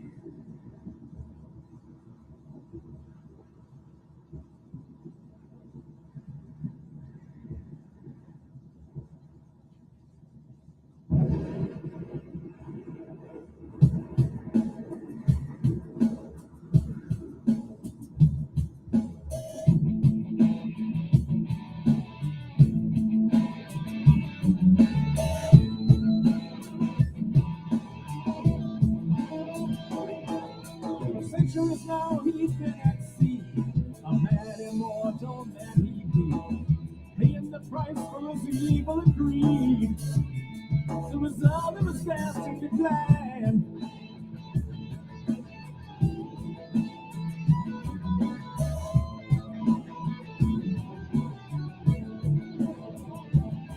He would give anything to take it back, to return to the life that he once knew, to break the curse of the star of the sea, and start his life over anew.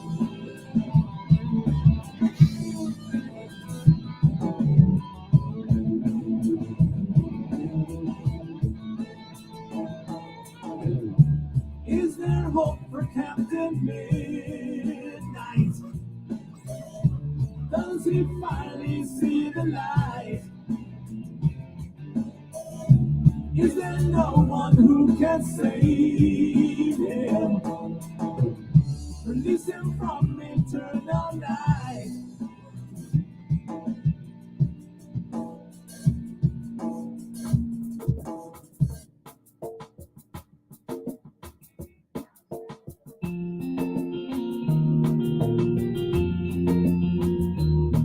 So the captain fell into a fitful sleep, into the land of dreams he fell. His nightly visions of a peaceful heaven, but usually of a vile hell. But tonight a different dream appeared, and the message of sorts it did contain. Someone was reaching out to him, trying to contact his sleeping brain.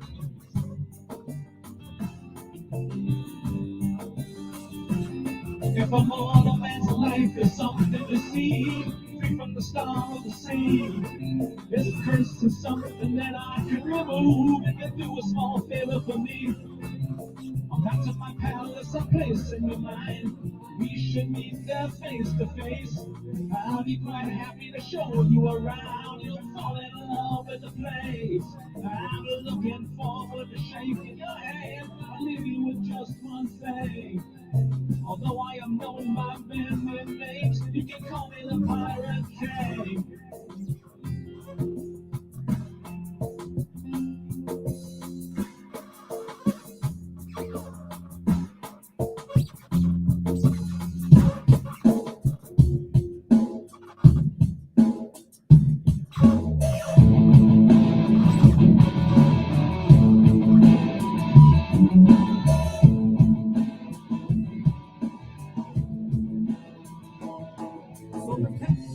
sailed across the sea, following the map placed in its head. Anticipation building in his heart, but also a sense of dread.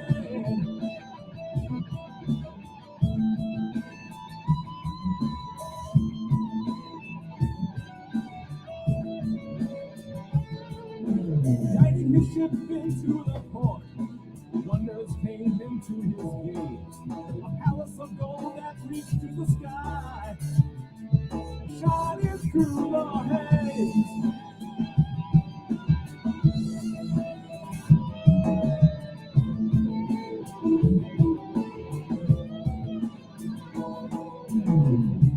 Open the door now, Captain Midnight. Put all of your doubts away.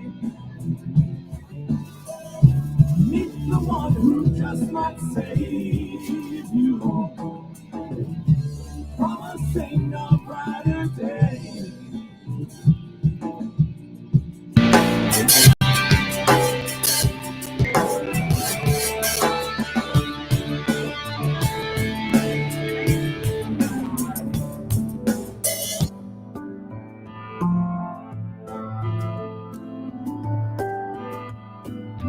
Captain Midnight, I've been watching you for quite some time. I've got a problem, and you're the solution. I think we could work out fine. I found all the treasures in the world, yet one eludes me still. It's guarded by the Kraken, and for it I would kill. Who better to face this monster than a man who cannot die, who sails with death most every day and looks it in the eye. Retrieve the treasure for me, and your curse I will take away. You will live as a mortal man until your dying day.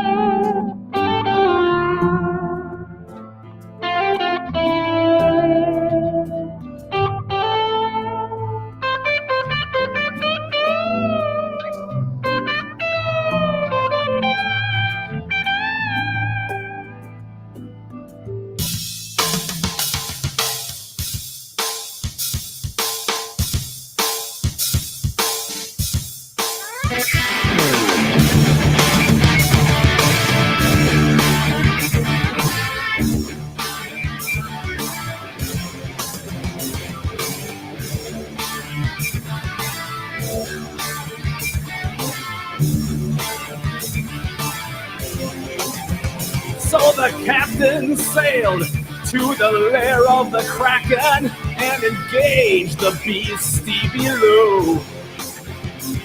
The battle raged and it lasted for days, blow after deadly blow. The captain reeled, but his wounds were healed by the power of the star of the sea. The Kraken, however, was not quite that clever, and the treasure was finally free.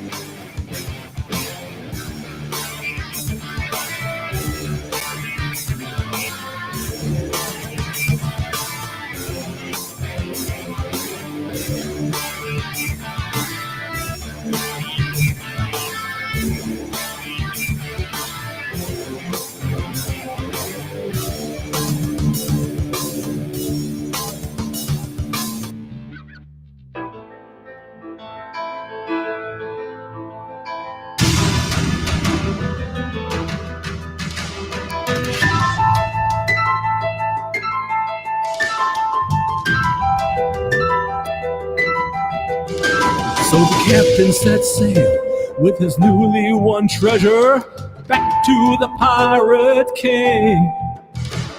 To complete the deal, his heart filled with zeal, wondering what this new life would bring. Well done, good captain, for bringing this gift as a man of my word. Well, first I shall live, and before I do, a question for you. Will you rule the seas with me? Lifetimes I've waited for someone to come and remove this curse from my head. To end this nightmare, this eternal frightmare, to finally sleep with the dead. And though I am honored that you'd think of me, my only wish now is to return to the sea, to travel the waves as a mortal once more, to dance across the ocean to some distant shore.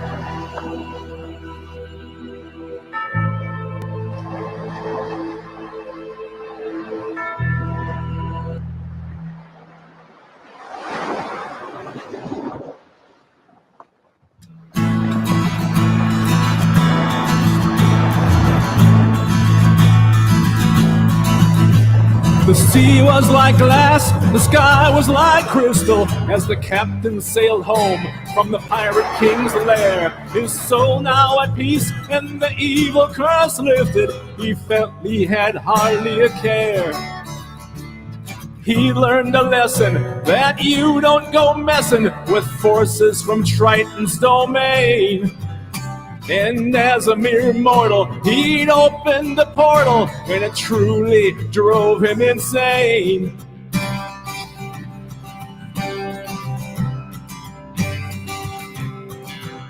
What good was this new life as he was alone? He lost all his family and friends. So he set sail with the wind at his tail, just to see how his journey ends.